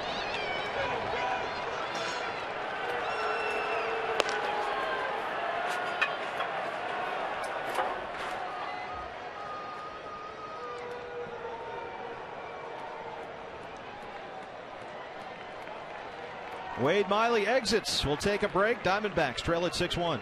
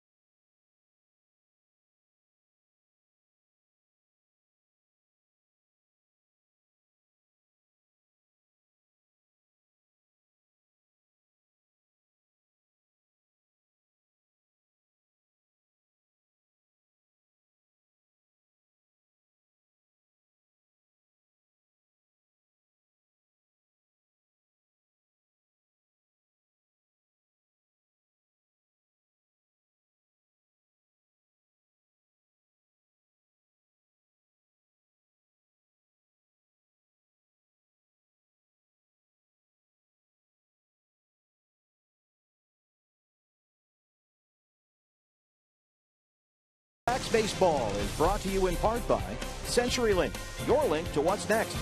By Mazda, we believe if it's not worth driving, it's not worth building. And by Jack in the Box, the Chipotle Chicken Club Combo is back for a limited time at Jack in the Box. Try one today with fries and a drink for just $4.99 plus tax. Back at Chase Field, lovely night, and it got ugly in a hurry out there. Braves now lead at 6-1, and Josh Colmenter is on for Arizona. Josh last pitched a couple days ago against the Phillies in relief of Trevor Cahill. Pitched 2 innings in that ball game, gave up a couple of hits and 1 run. Hoping to stop the bleeding here, get his team back in that dugout. Wade Miley rolled through 4 innings, and then the wheels all came off.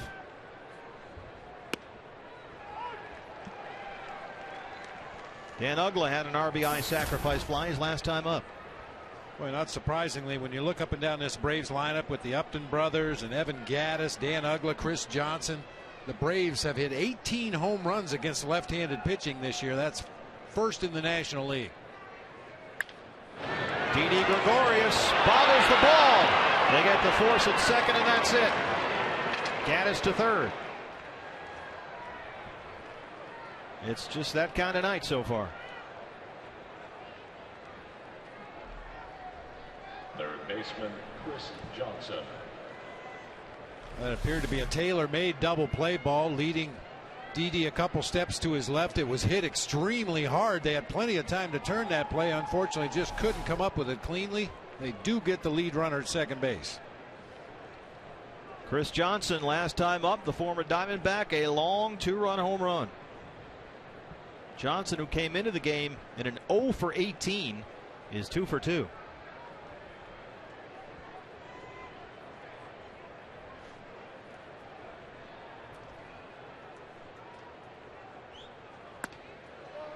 Want to know?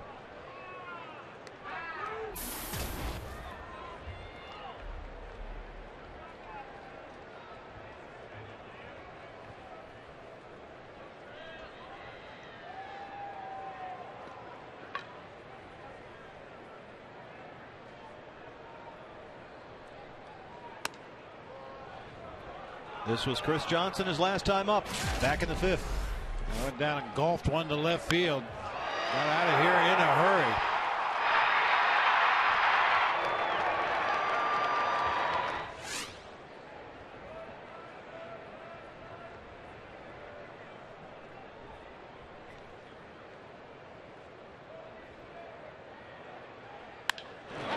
That might get down again, and it does. It finds a gap in left center. Gattis will score. Uggla will stop at third. RBI double for Chris Johnson, who's had himself a night in his return here to Chase Field. He is 3 for 3, and the Braves lead at 7-1.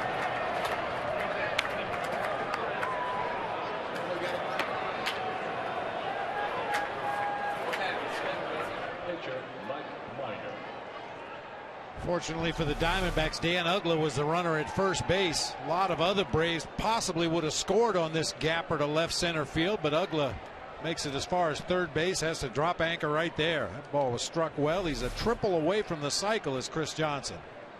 Mike Minor.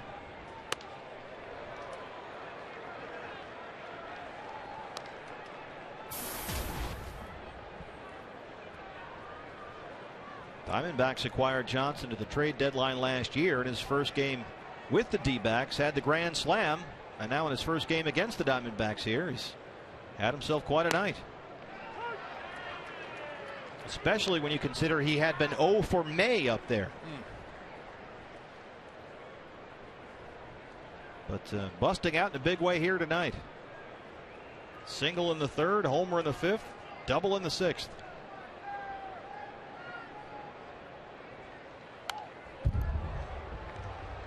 Well, we have talked repeatedly already this evening about this Braves team and their propensity for striking out. Only 1 strikeout in the ballgame.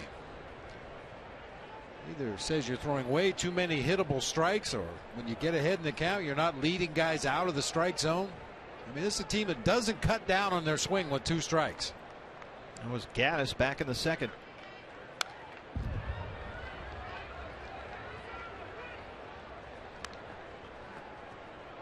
Wade Miley retired 9 of 10 to get through 3. Got a double play ball after giving up 1 single in the 4th. And he was coasting into the 5th. And then boom.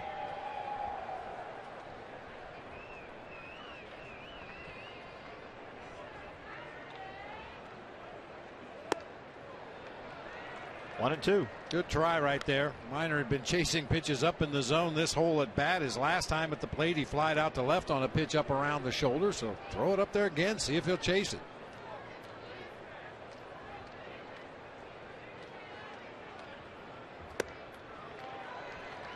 Not that time either. 2 and 2.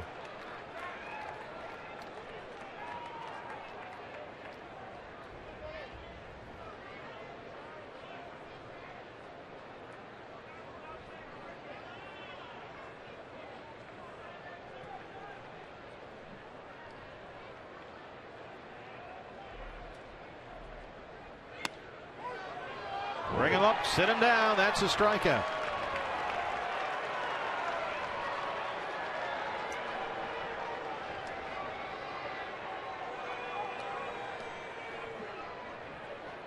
Shortstop, Andrelton Simmons is the 9th man to hit in this inning.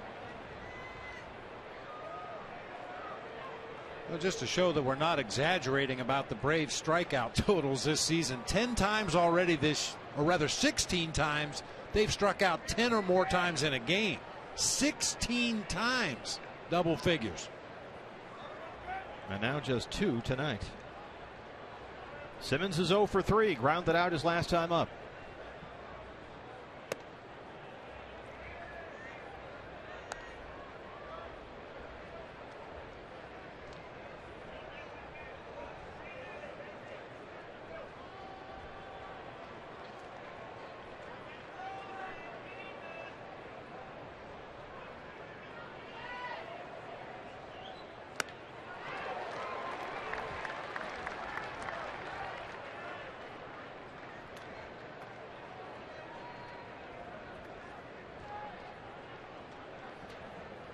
Andrelton Simmons, 23 years old and a defensive star in Atlanta. Made his major league debut last year, June 2nd. First pitcher he got to face, Steven Strasburg. Welcome to the big leagues. Go get him, kid.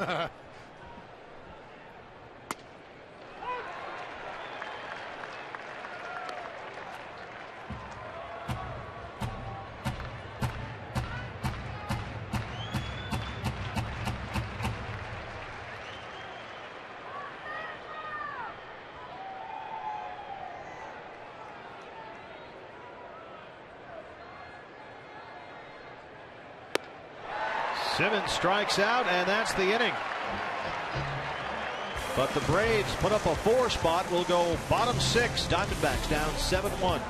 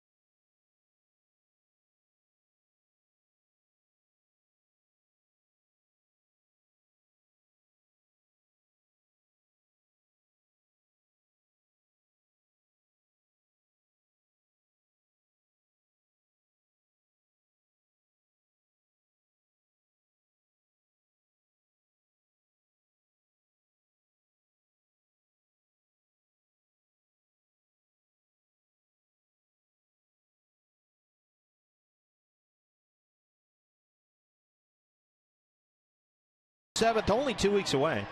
So join us here at Chase Field as we get ready to host the Texas Rangers doubleheader. Game 1, 12:40. First 5,000 fans get a snapback cap courtesy of Budweiser. Game 2 is 6:40, but before then, we'll be outside for the Street Festival right outside here at Chase Field. It'll be between games, music, beer garden, food trucks, all right there. Plus, when you buy a ticket for both games, you'll get free D-Bucks, and you can use those on merchandise and concessions. So hurry up and call now. 602-462-4600. Paul Goldschmidt. Goldie got a 6-run homer in him. Maybe a grand slam and a 2-run bomb. How would that work? Paul Goldschmidt, a solo shot in the first, his 10th of the year. Doubled in the third. He's 2 for 2. Everybody enjoying the sandlot out there. Paul Goldschmidt, Andrelton Simmons, and that's why some say he is a defensive superstar. Wow. Yet to commit an error this season. That can be deceiving at times, guys that don't really make an effort for those tough plays, but that's not the case with Simmons. A nice sliding stop to break his momentum and a rocket arm across the diamond. Hey, that turned into an easy out. That was not an easy play. Cody Ross 0 for 2. Andrelton Simmons considered by many scouts to already be the best defensive shortstop in baseball, and there are lots of metrics to back that up in addition to the old scouts eyeball test, which we just saw. Cody, center field, B.J. Upton in front. That gets down there for a base hit. Cody Ross is aboard. He's 1 for 3.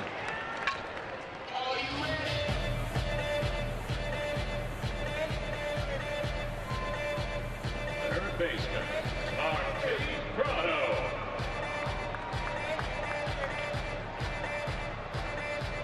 Martin Prado has been on base twice. He singled and walked his last time up.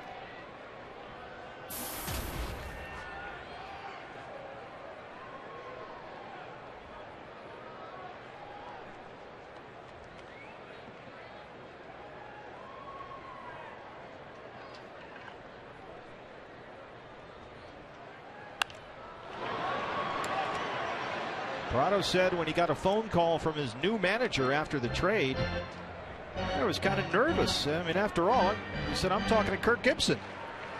Because Prado said he had watched Gibby play hurt, and he himself had played hurt through much of the 2011 season.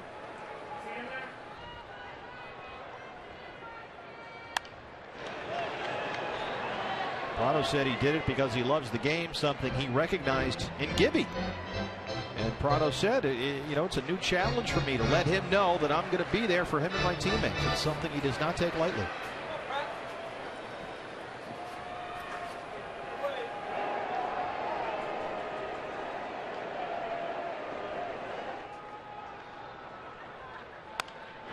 Hard to third, and that is a fair ball down the left field line.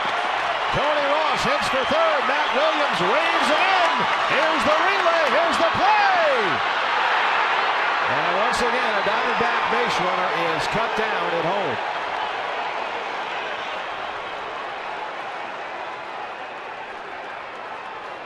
In a 7-1 game.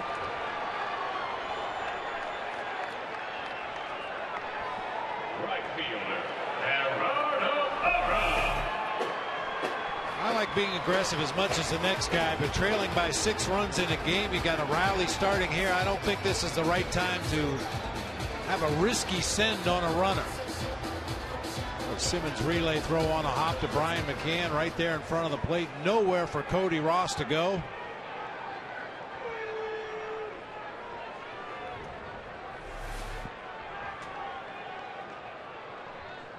Gerardo Parra singled his last time up.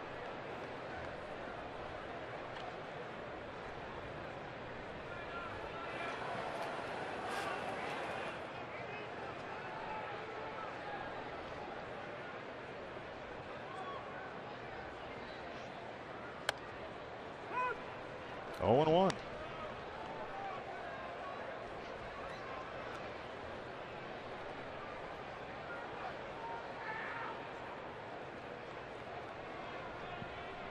A couple of examples of the throwing arm of Andrelton Simmons in this inning. One on that play across the diamond to get Paul Goldschmidt, and then a perfectly executed relay from left field to cut down Cody Ross. Parra lofts one to center field. B.J. Upton backing up. And he's got it in front of the wall. And that's the inning. We're through 6. Diamondbacks down 7-1.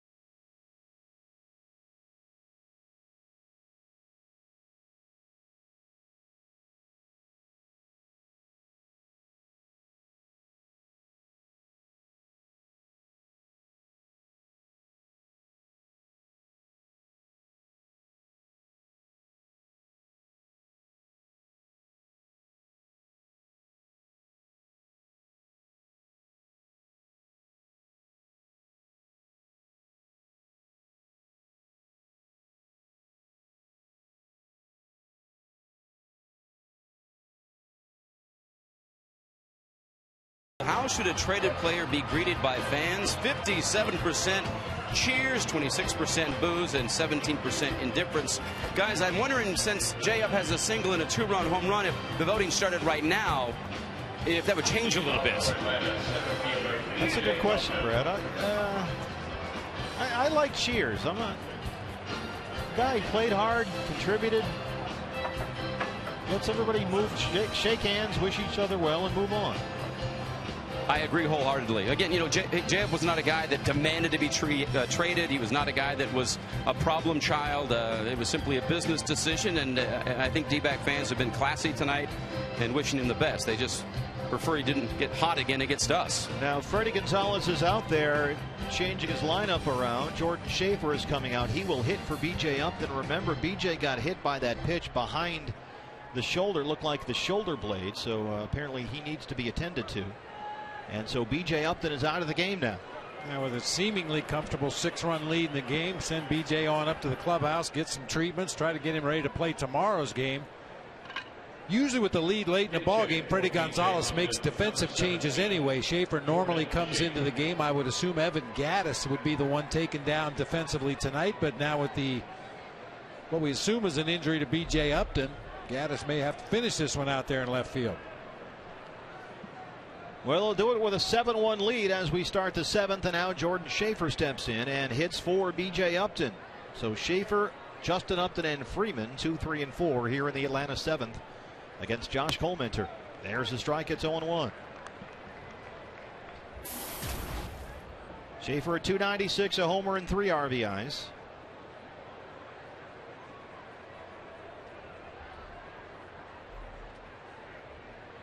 This guy was a sensational two-way player at Winter Haven High School in Florida.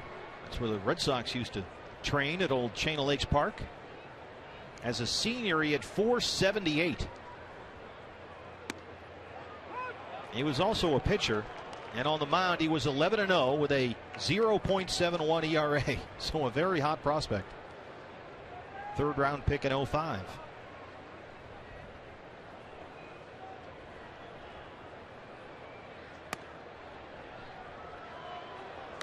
2-2 now.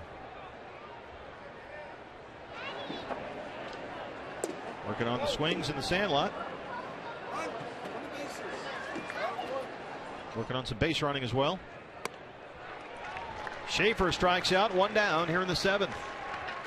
3rd strikeout here for Josh Colminter.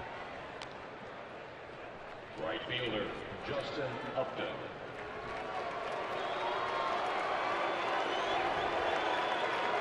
Well, after hitting a home run way back into center field his last time up, I think a few more boos this time around.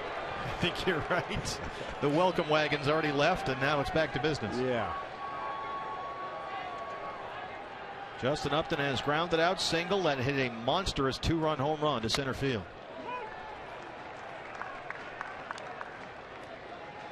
His first home run in 14 games after hitting 12 in the month of April.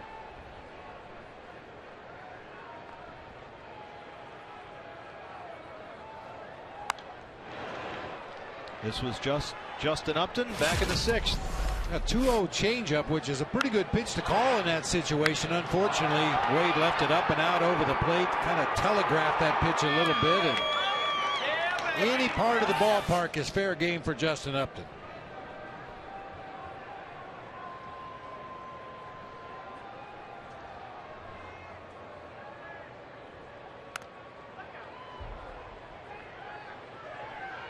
National League Player of the Month last month. .298 with 12 home runs. He hit the 12 homers in his first 23 games.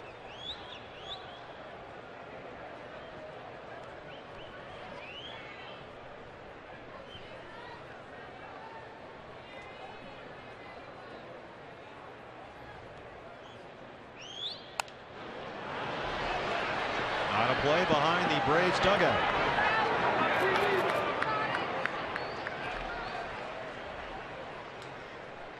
Well, we haven't had too many of these. I think we've been a little bit spoiled, you and I, because it's just been a sensational season. Every game, it seems, is 1 or 2 runs, and 7-1 is something we haven't seen a whole lot of. That's our fault for even talking about it last night. We were saying how fortunate we were that we haven't had a lot of blowouts either direction. Every game has been compelling and highly competitive right down to the last out. And this one may still turn out to be that kind of a ball game. 1-2 now. You know he thinks so, that's for sure. The bug is gone from Martine's hat. That's something.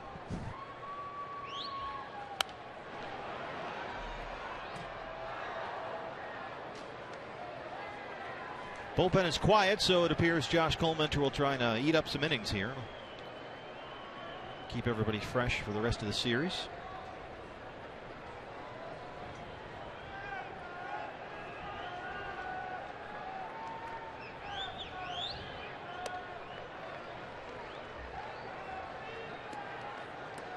While Upton was here in Arizona 6 seasons, broke in, of course, as a 19-year-old back in '07.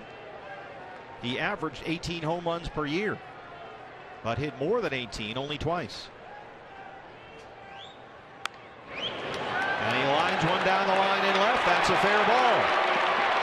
Justin Upton has his 3rd hit of the night, and he's in there with a double. He's now a triple shy of the cycle in his return to Chase Field.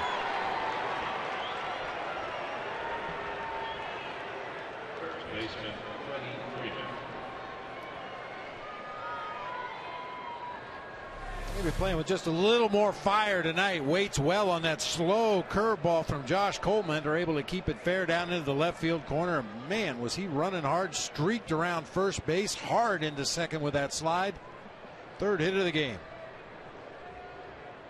He's 3 for 4, single, home run, double. Here's Freddie Freeman. Did not go. John Tapane says down at 3rd. Freeman doubled and scored his last time up.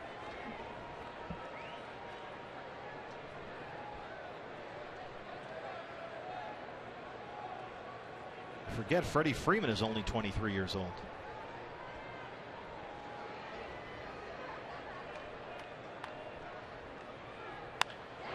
And he lifts one high to right field. Gerardo Parra in front of the track. Coming in now.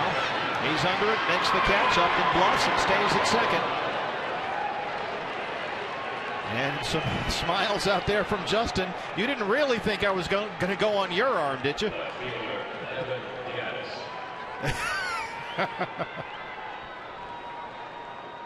Gerardo Parra is always hoping that runner attempts to advance 90 feet. Got behind the ball as usual. Fires a rocket back into the I think he infield. just threw it at him. All right, I guess it's on now. Look at Parr. Here's Evan Gaddis.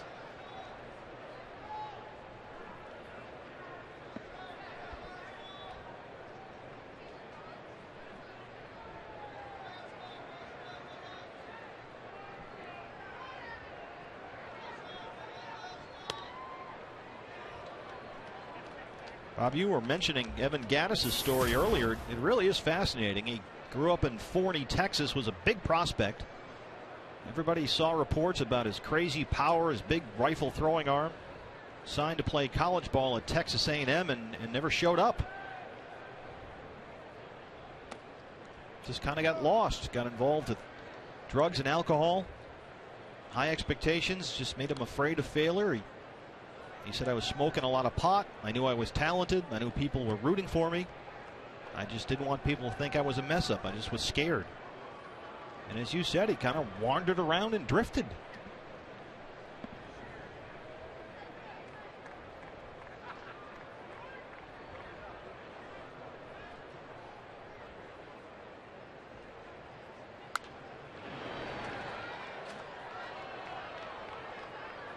He worked a bunch of odd jobs. As a ski lift operator, worked as a valet, took care of golf carts, some Cold Stone. That'll tide things over here.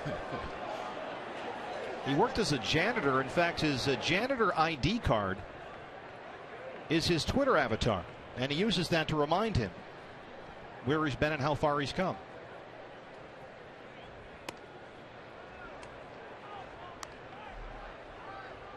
Finally decided to give baseball another shot, and as you mentioned, went back, played a season of college ball in West Texas, was a 23rd round pick, and now here he is.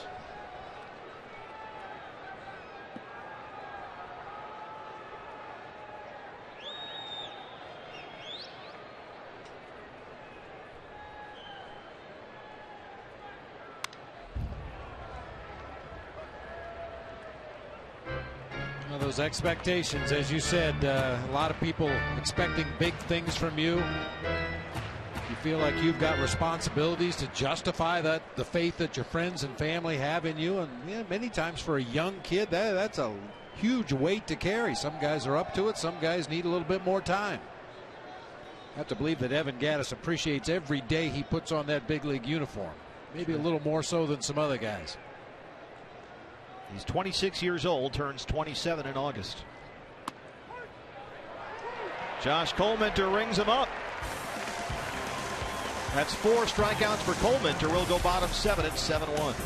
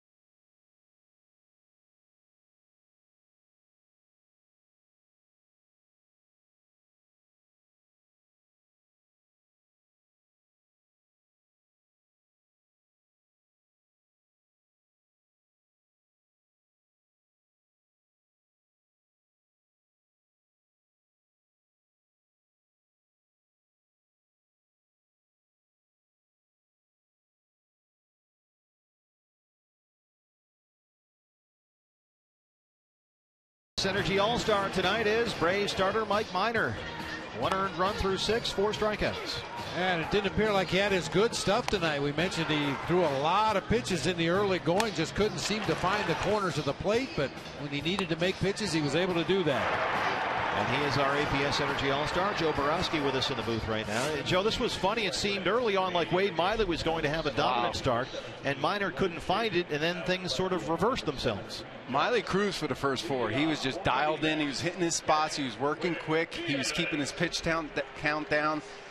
And then that 5th inning, he ran into it, and he seemed to have lost it there. Yeah. He couldn't throw strikes where he wanted to. He had trouble with his location. He was leaving the ball up. He didn't leave the ball up the entire game until that 5th inning. And after they scored on him in that inning, he seemed like he couldn't recover after that. Reed Johnson now in left field. You mentioned the changes defensively that Freddie Gonzalez was going to have to make after taking B.J. Upton out. So Johnson in center. Johnson in left, pardon me, and Schaefer in center.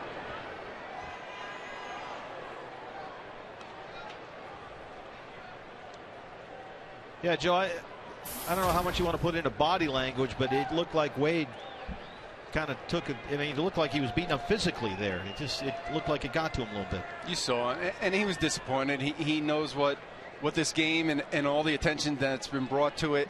And you could see he definitely lost it out on a mound as far as keeping his composure. He had a couple of wild pitches in there, which is something that you don't grow accustomed to seeing from Wade. And I think the just being maybe in the spotlight kind of got to him a little bit.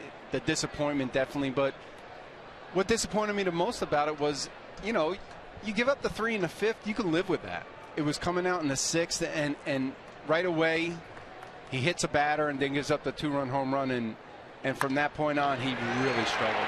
Will Nieves has himself a base hit. Leadoff man on here in the 7th. And Joe, I think it was another great example too, and Bob and I were talking about it. You can't put guys on ahead of some of these guys because then the solo shots become 3-run homers. And that's what he did so well in the first 4 innings. He was going right after guys. He was getting them out quick, early in counts. And then as soon as he started having to pitch to more than 3 or 4 hitters in an inning, he started making more mistakes. And anytime you're throwing more pitches to a batter, you're more liable to make mistakes. And when he was leaving it out over the plate, Braves hitters were not missing it.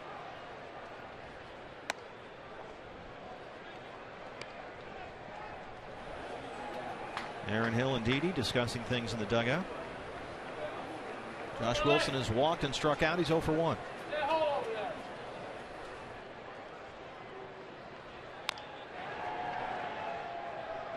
Well, that's an important part of the learning process for a young pitcher too. Sure. You're not always going to have your best stuff.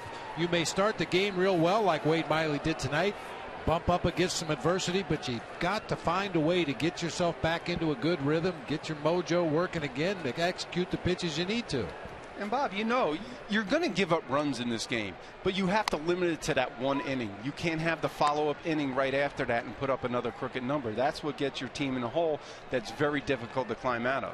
And it's funny, it was sort of the way it happened. I mean, an error, which is certainly not Wade's fault, but an error to lead off the 5th, and then a walk and a wild pitch and a hit batter, and then another wild pitch, and then it just got away from him. Justin Upton is there. And you can see that walk to McCann, it may have played a little bit on Miley. He thought he should have gotten that pitch. I heard you guys talking about it, and Bob, you're exactly right. That high breaking ball, you don't often get it. You'll get it on the fastball, but on a high breaking ball, you don't often get that call. Well, Jason Kubel will come up and hit for the pitcher here. So that's it for Josh Colmenter. Martin McDowell out to talk to Mike Minor. Has had 102 pitches, 66 for strikes. This is usually just a quick recap of the scouting report on Jason Kubel. We talked about this the other day. You go over the lineup in depth, how you want to pitch each guy, maybe his first at bat, second at bat of the game, whatever the case may be, how you want to pitch him with runners on base or nobody on base. But the first pinch hitter comes up there, and the pitching coach immediately runs out just to make sure Mike Minor knows exactly what he wants to do against Jason Kubel. And remember, Minor really tough on left-hand hitters. Only 4 hits to lefties all season long. Now make it 5 after Gregorius' single back in the 5th. And the only right-handed bat that Gibby has available tonight is switch hitter Cliff Pennington. So going with Jason Kubel here, lefty on lefty. Actually, Parra has a single as well, so he's given up hits to both lefties in the Diamondbacks lineup tonight. So we'll see if Jason Kubel can continue that trend here.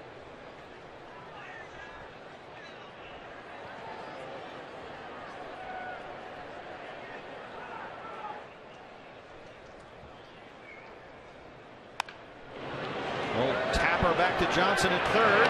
They get the force at second, no throw.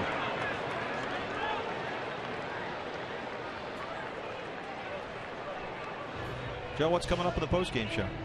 Well, we're going to take a closer look at those 5th and 6th innings and see exactly what happened to Wade. Take a little in-depth look at what he really got hurt by, and what his approach was, and how he wasn't able to execute exactly what he was going for. Pitching change. Mike Minor's night is over.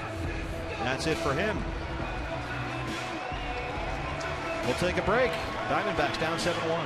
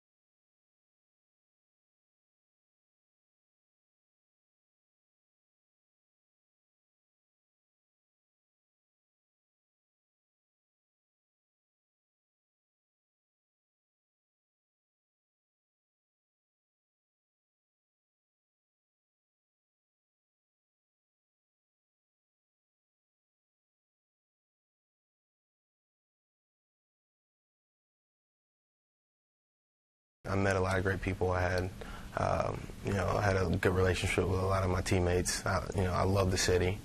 And looking back, I got a chance to play in the playoffs twice with two good ball clubs that we put together there. So, I mean, having the chance to play in October and have the time that I spent there, I don't look back on it as a negative at all.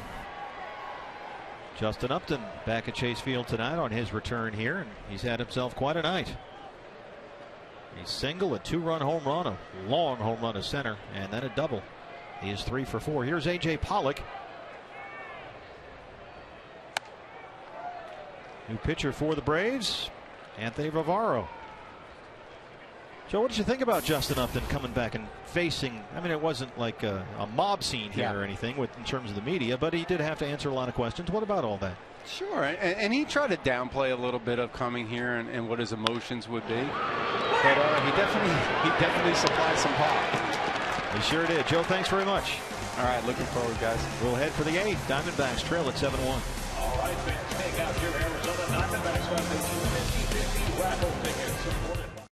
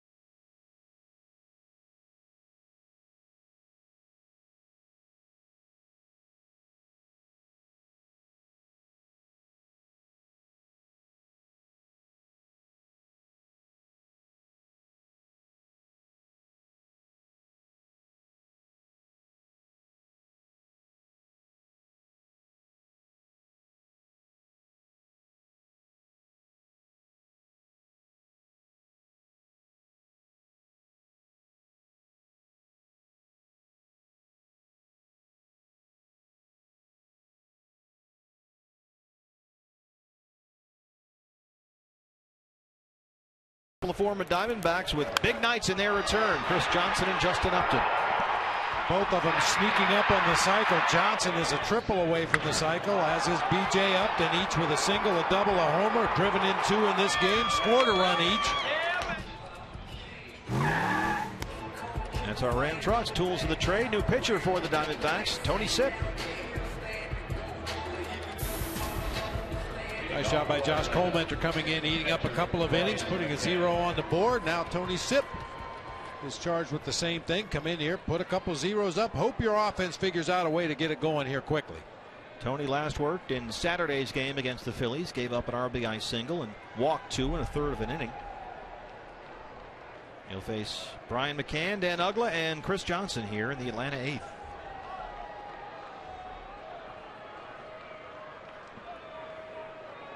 McCann RBI single his last time up.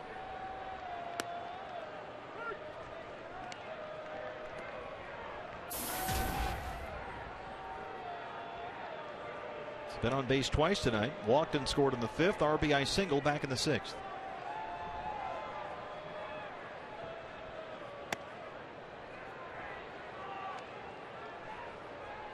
Tony Sipp has allowed a run to score in only 4 of his 17 appearances this year.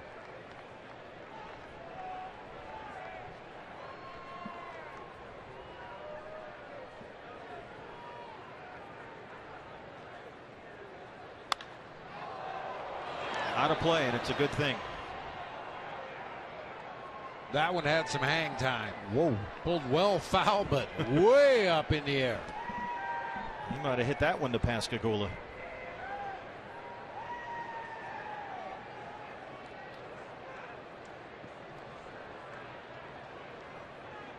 Brian McCann up on his toes, both feet. It's not unusual to see the front foot up on your toes, but both feet up on his toes. 2-2 now. I have to say it works pretty good for him. He's a 6-time All-Star. He's won 5 Silver Slugger awards, so that's working out just fine. Yep. 279 hitter through his first 8 major league seasons.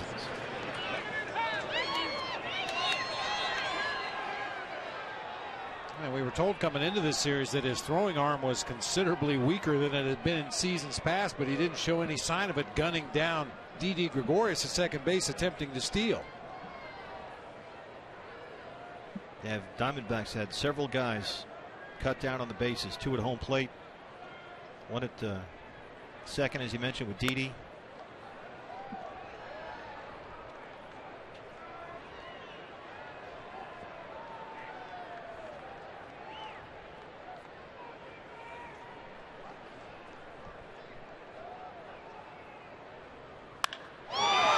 That one is absolutely crushed. 3rd of the year for Brian McCann, a solo shot, and it's 8-1 here in the 8th. From the tips of his toes.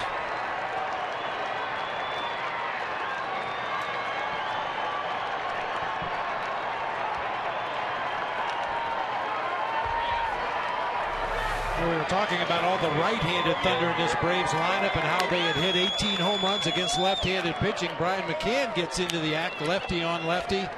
No doubter way back to right center field. 3rd home run of the game for the Braves. Here's Dan Uggla. Well, we talked about how the Braves struggled to score runs in San Francisco, but Brian McCann wasn't really part of that. He had a good series there in San Francisco against one of the best pitching staffs in baseball. A couple of 2-run homers in that series. Continues here in the first game of this one.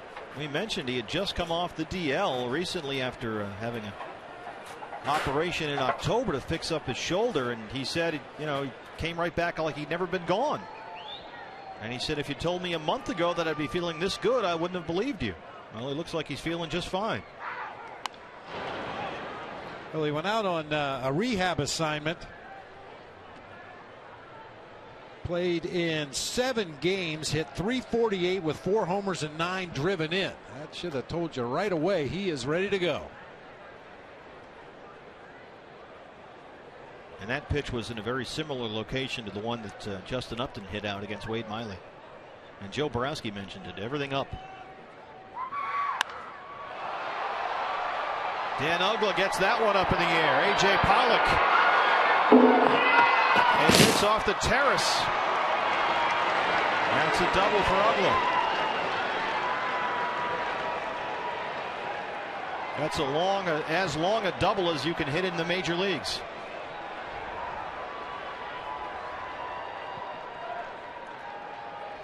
Yeah, because of the way that terrace hangs out over the field of play, A.J. Pollock thought he had a play back against the wall. He makes a leaping attempt, but it hits right at the very bottom and ricochets back towards center field. I'll tell you, when they're firing on all cylinders, this is a scary lineup because everybody top to bottom can leave the ballpark. And that includes Chris Johnson, who steps in now, a triple shy of the cycle. He singled in the third, 2-run home run in the fifth, RBI double in the sixth. The former Diamondback with a big return here to chase.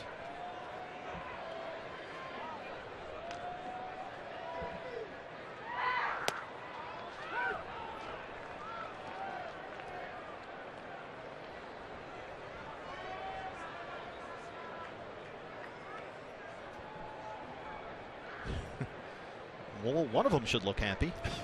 You would think so.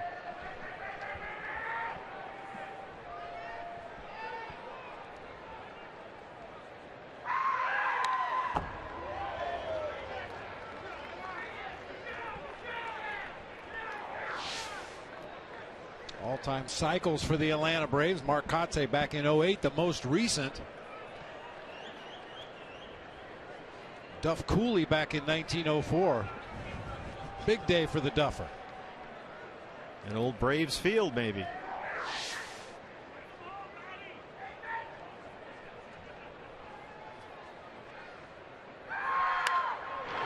Paul Goldschmidt at first. Tony Sipp is over there. And Uggla moves over to third. Funny thing was about Chris Johnson, you know, the odd thing about him last year was while he was a Diamondback, all 7 of his home runs with Arizona came on the road.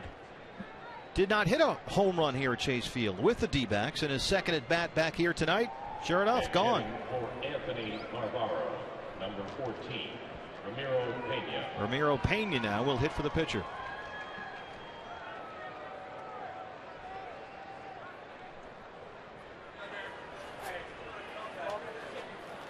Chris Johnson, when he was with the Astros through the first half of last year, homered 8 times, all 8 home runs coming at Minute Maid Park.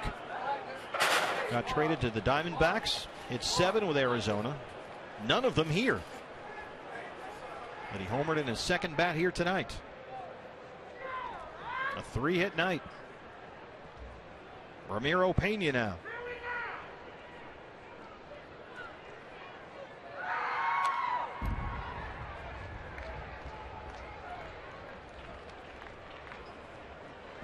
Ramiro Pena played last season with the Yankees AAA team in Scranton, Pennsylvania. Hit .258 in 101 games. He's from Mexico, signed by the Yankees back in 05, was a free agent this winter and hooked up with Atlanta.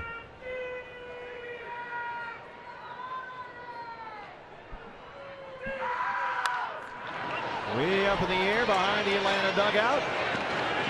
Paul Goldschmidt right in front. Comes back toward the field, and Goldie has it. 2 down.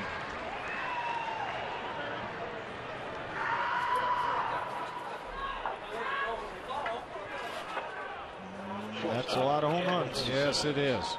I tell you, the ballpark they play in down there in Atlanta is not really a hitter's paradise. Big gaps deep to center field, but take a look up and down this lineup, as I mentioned a moment ago, and I don't think there's a ballpark that can hold these guys when they're swinging it well.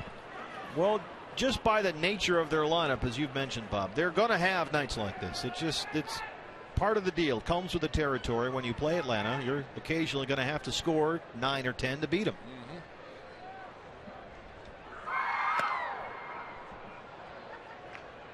Andrelton Simmons may feel a little left out. He's 0 for 4. Struck out his last time up.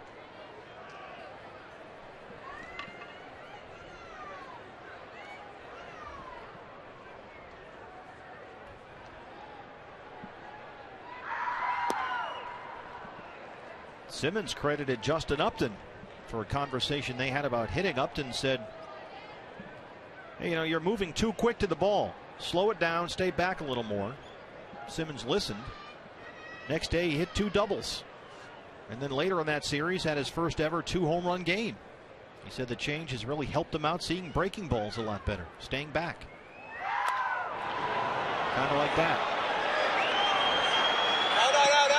Well, there's a saying hitting coaches will use when a guy's jumping at the ball, a little too busy with his feet. Slow feet, quick hands. That's the idea. You want to come down really softly on that front foot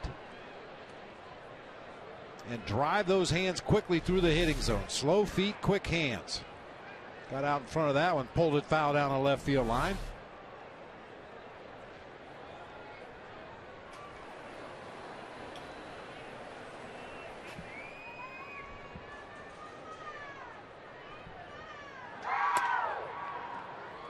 Well, you can see how Simmons is kind of lunging toward Tony Sipp as that ball is being delivered.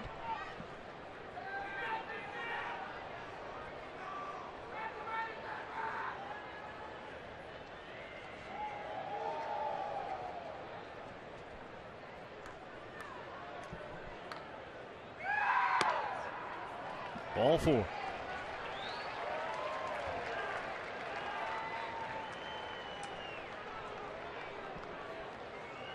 So they're on the corners with 2 outs here. And that brings up Jordan Schaefer. Center fielder Jordan Schaefer.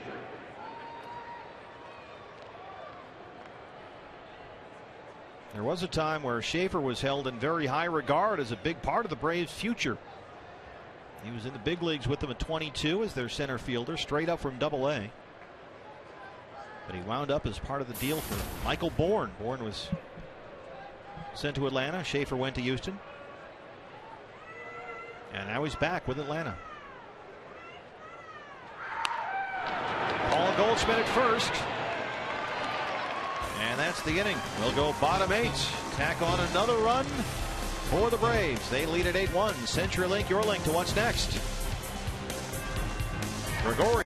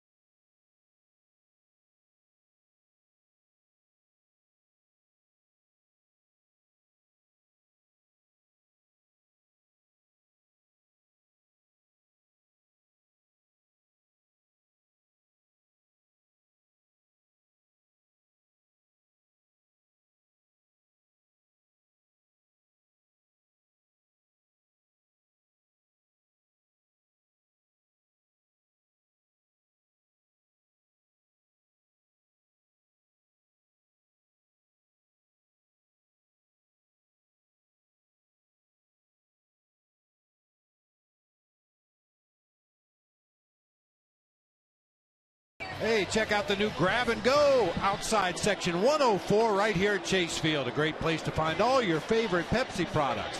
Look for the QR and scan for your chance to win great prizes and find all your favorite Pepsi products. I didn't know what a QR was either. I didn't either. I had to ask. It's like a barcode thing, yeah, right? Apparently. Who knew? Learn something every day. David Carpenter, new pitcher for the Braves. Ramiro Pena settles in over at third. And one of the unfortunate things about having a game like this in the first game of the series is Freddie Gonzalez won't have to use any of his better late inning relievers as Ramiro Pena takes over at third base. Yeah, they have 1 or 2 guys back there that can pose problems from time to time. Gregorius, Goldie, and Ross, 2, 3, and 4 here in the 8th. Diamondbacks down 8-1. 3 Braves home runs. 2 of them former Diamondbacks, Chris Johnson and Justin Upton.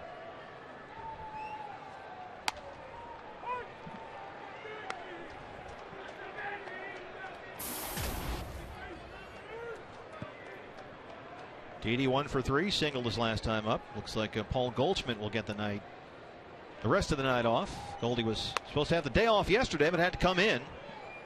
And so Eric Hinsky is on deck in the number 3 spot.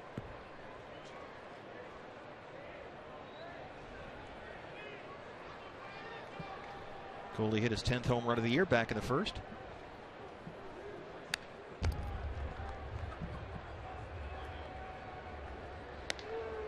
In 4 games in their series at San Francisco, the Braves hit 2 home runs and scored 10 times.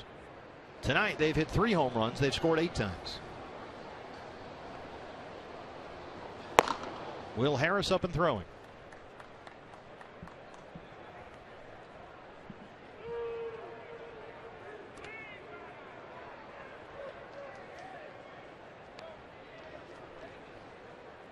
Lee Bloomquist's working like the Keebler elves down there. Just trying to help the team win any way he can. You would think they would have specific tools for that job. Well, they have a couple of different things, but usually a pair of needle nose pliers works about as good as anything else, or one of those Leatherman tools. Karam, look out. Incoming. Willie's busy. He's focused. Yeah, how come we didn't use that for tools of the trade? Oh, nice. Guys in the truck.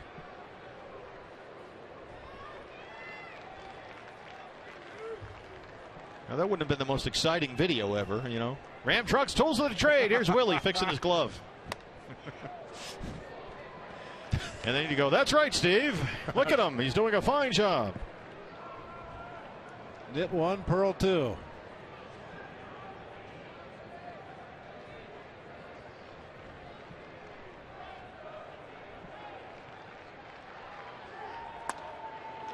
Ball 4, leadoff man on here in the 8th.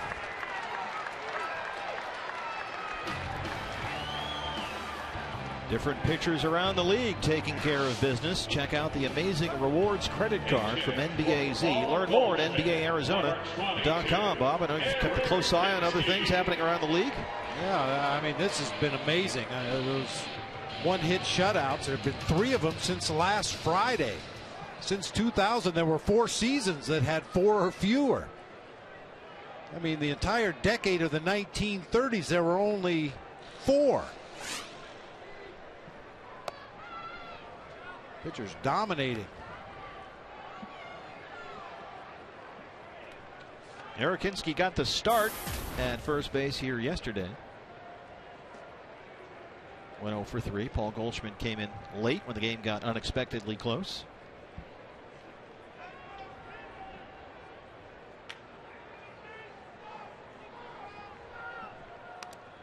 Talk about pitchers dominating. How about Travis Wood from the Cubs tonight? Cubs beat the Rockies 9-1. Alfonso Soriano with his 4th homer. Travis Wood went 7 innings, gave up 2 hits, shutout baseball, and he hit a double and a single. He had more total bases himself than he gave up.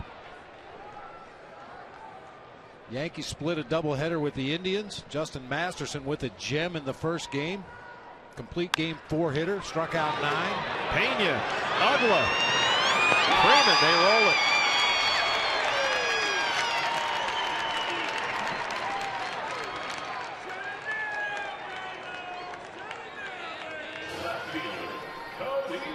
Here's Cody Ross. Yeah, for me in Cleveland, Masterson is the key. If they can get him going and get him as filthy as he was a couple of years ago, they can make some noise in that division. Yeah, all he needed tonight was a solo home run by Jason Kipnis in the first inning. Won that first game of the doubleheader 1-0. Yankees came back and won the nightcap 7-0. Trevor Bauer took the loss for the Indians in that game. How about this? The Brewers beat the Pirates 5-1. 6 stolen bases against A.J. Burnett and Mike McHenry of the Pirates. 3 by Gene Segura. Mike McHenry, known as the Fort. Yeah. It's one of the best nicknames in baseball. Fort, that's a solid name. If you're nicknamed Fort, like obviously it's Fort McHenry, but you got to feel good about yourself. Yeah. Hey, Fort. Minnesota beat the White Sox 10-3 today. Rookie center fielder Aaron Hicks had a couple of homers. They like him a lot. Oh, yeah. They have two guys in that outfield, two young guys, in Aaron Hicks and Osvaldo Arcia, that really look like good players. Justin Morneau with 3 hits, 4 driven in that game as well. Tigers beat Houston 7-2. Victor Martinez with his second homer of the season. Andy Dirks hit his 4th. Had a big day, 3 for 4 with 4 runs driven in. Cody Ross, that'll get down in the gap. Cody's second hit of the night. He's on board with a stand-up double. 2 for 4. He's had a really good month.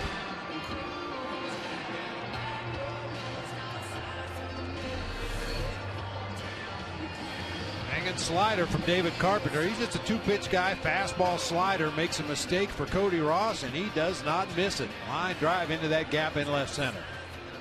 Cody batting .360 over his previous 8 games, and he's 2 for 4 here tonight with a single and a double. Cliff Pennington will hit for Martin Prado here.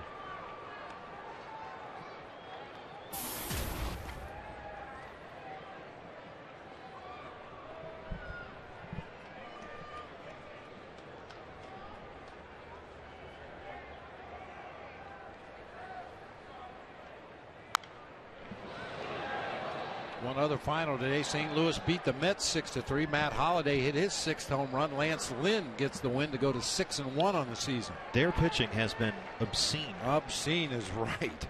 I mean, Adam Wainwright is back, and boy, is he ever back. He looks as good as he ever has, and we saw what Shelby Miller did. Gives up a base hit, then retired the next 27 he faced. Garcia's rolling along. Westbrook's sinker is as filthy as ever. Now Lance Lynn looks good. They really have a good rotation. Seems like that's the case every year with the Cardinals. Regardless of how they retool or who they pick up off the scrap heap, they go into St. Louis and have career years. Bring guys up from the minor leagues. They hit the ground running. Yep. The funny thing about them is, as Pennington strikes out, is they have some really good hitting prospects as well as pitching, so they'll be good for a long time. We're through 8 here. It's 8-1 Atlanta.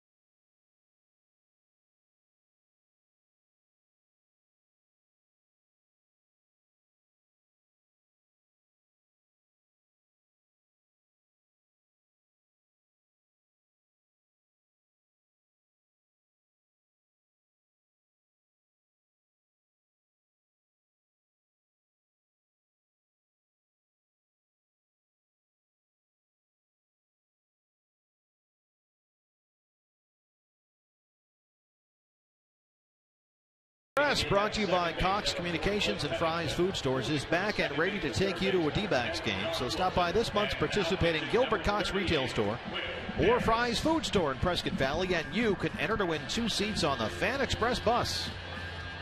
Registration ends today. You got to hurry up. Got a chance to go to a couple of Padre games at the end of this month, so registration is ending almost right now, so hurry up.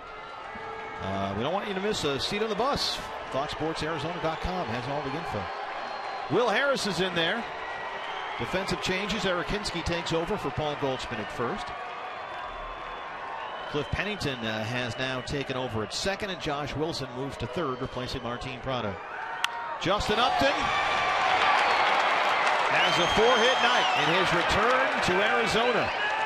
2 singles, a double, and a big 2-run home run. 4 for 5 for Justin Upton tonight. First baseman, Freddie Freeman. Patrick Corbin gets to face this lineup tomorrow.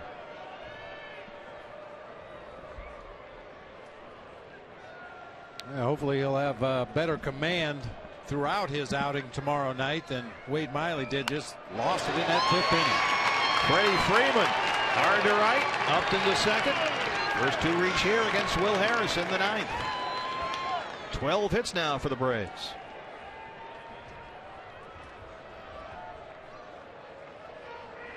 Freeman's 2 for 5. Left fielder, Reed Johnson. Diamondbacks Live coming up next. Todd Walsh, Joe Borowski have a complete breakdown for you on Justin Upton's big return to Chase Field. Here's Reed Johnson. He came in to play left field for Evan Gattis.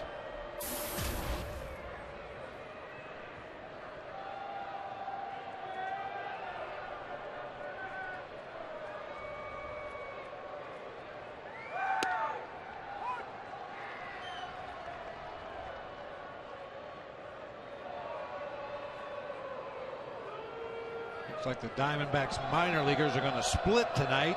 4 games on the schedule. Reno lost to Iowa 6-4. Mobile Bay Bears beat the Jacksonville Suns 3-2 tonight. South Bend over West Michigan 6-2, and in a game that's still underway, Inland Empire 4-1 over Visalia. The Tomahawk Choppers are not being well received here. Reed Johnson, and it gets through up the middle. Here comes Justin Upton. He will score. RBI single for Reed Johnson. And the Braves have scored 9 times.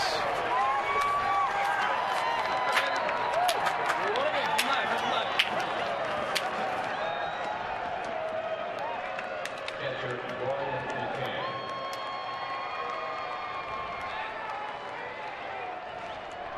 3 straight singles here against Will Harris to open the 9th.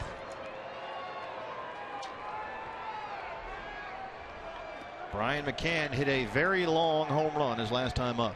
High and deep and gone to right field.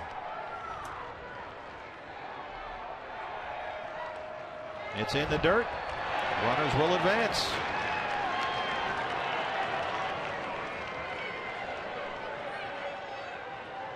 Freeman to third, Johnson to second. Wild pitch.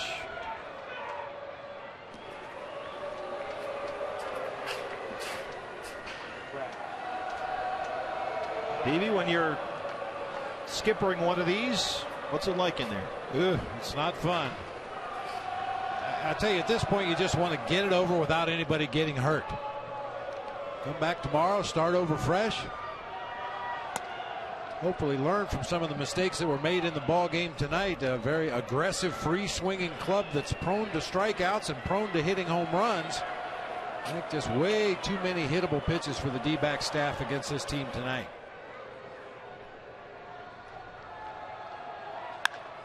McCann lifts it in the air to left. Cody Ross in front of the track. He has it. Freeman tags. And the Braves put up double digits. It's 10-1.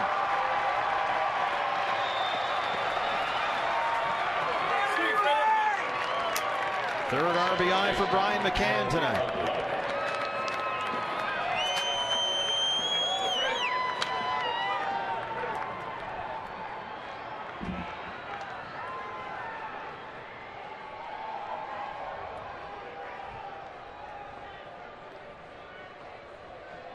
Dan Ugla doubled his last time up.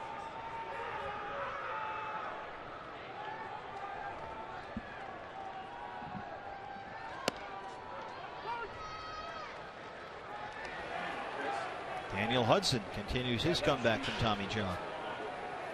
That's been very encouraging, Daniel's progress.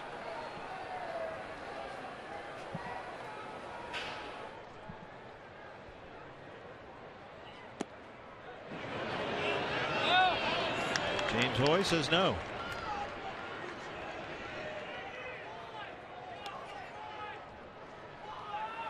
Dan Uglas, Central High School in Columbia, Tennessee, drafted out of the University of Memphis by the Diamondbacks. 11th round pick and wound up a Rule 5 guy.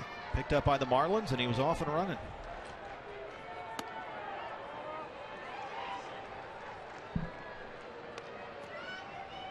'27 home runs his rookie season in 2006, and then proceeded to hit at least 30 home runs every year for the next 5 years.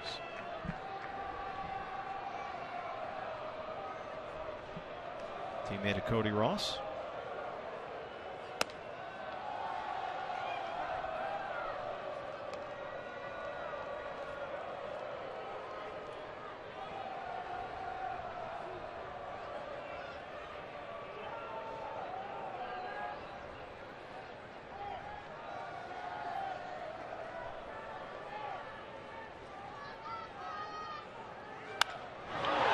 Center field, A.J. Pollock backing up. 2 down.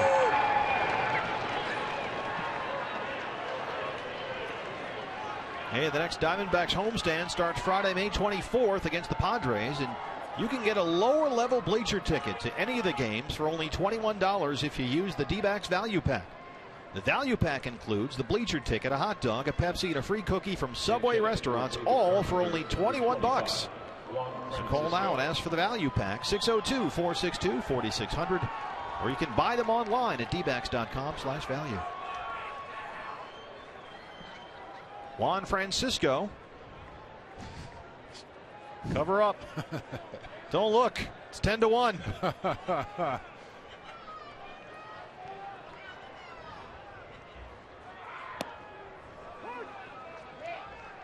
Freddie Gonzalez emptying the bench here. Juan Francisco started 42 games at third base last year, and in those starts hit .262 with 8 home runs.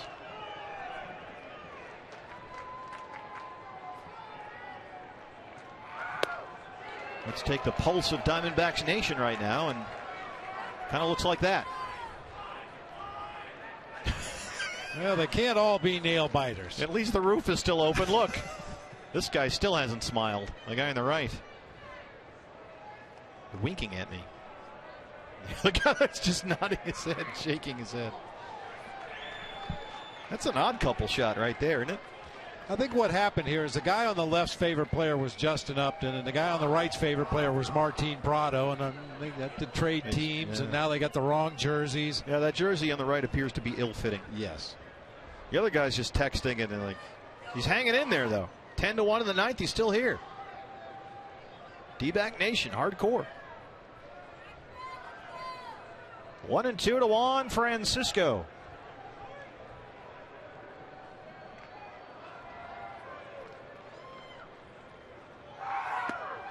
There's the strikeout, and that ends the top of the ninth.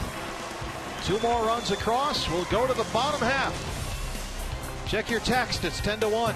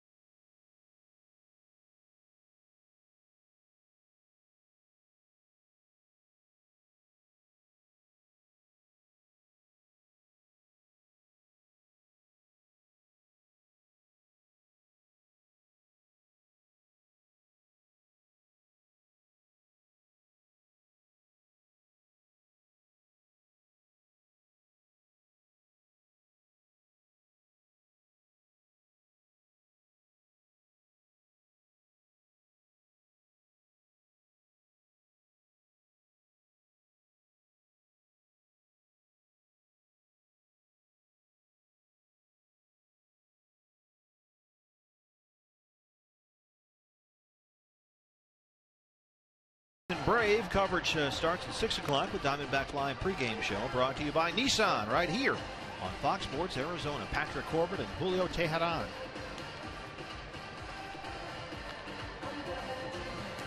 Bottom 9 here at Chase Field. New pitcher for the Atlanta Braves, the lefty Eric O'Flaherty. Two-pitch guy, fastball, slider. O'Flaherty not overpowering. Fastball average is right around 90 miles per hour. You see his numbers on the season. Tremendous whip. We've talked about that a lot this season. Walks and hits divided by innings pitched. Anything under 1 is fantastic. Yeah, 1.2 is about league average. So as you can see, Eric O'Flaherty has been outstanding. Defensively now, Ramiro Pena moves from third to second. Ugla's out of the game, and Juan Francisco takes over at third. Gerardo Parra leads it off, down 10-1 in the 9th.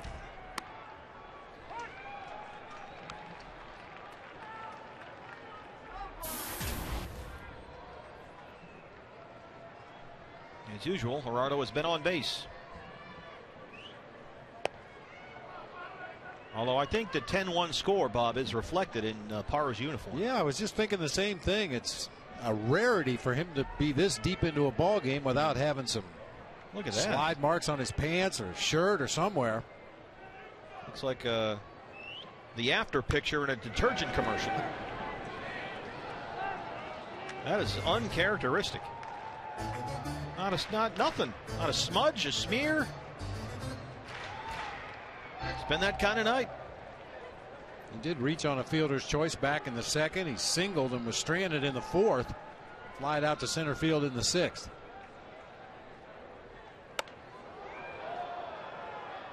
Nearly walked into one right there. Tailing fastball up and in at 91.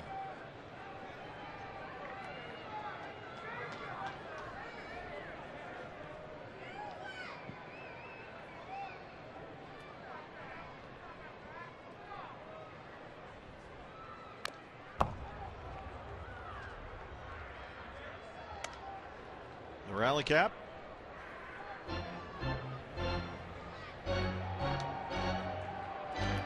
One size fits all.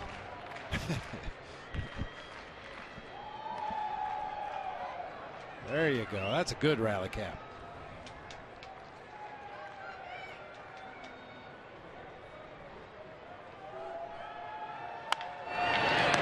Freddie Freeman. He's a good player.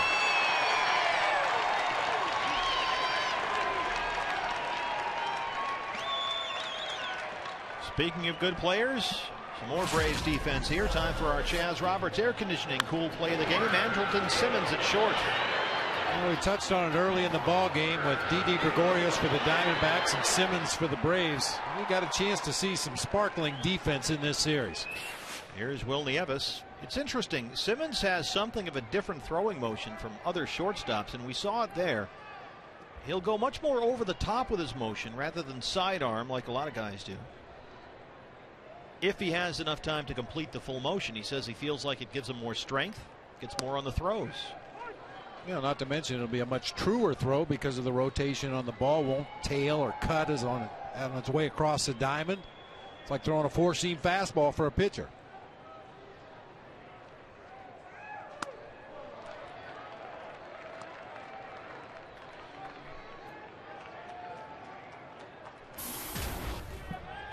Will Nieves singled his last time up.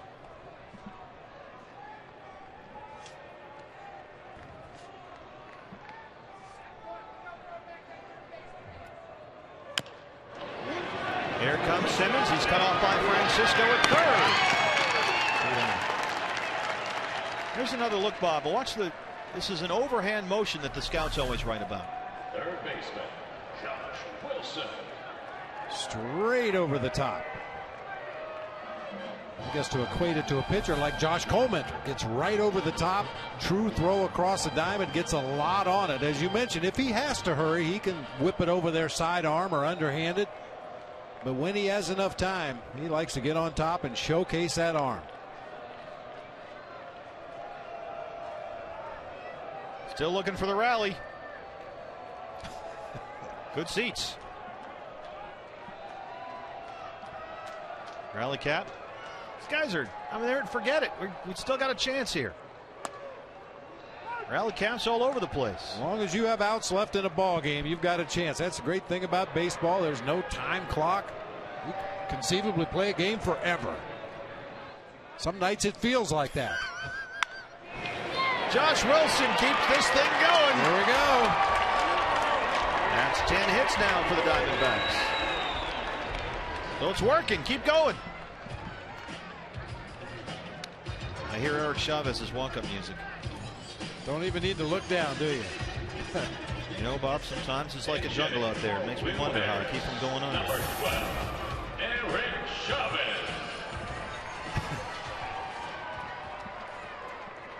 Here's Eric Chavez. He'll hit in the 9 spot here.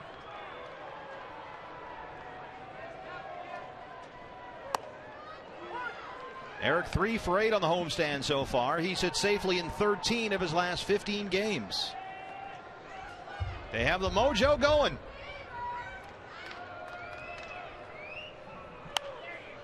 Straight up in the air, this will do it. Francisco, open your golden gate. There it is.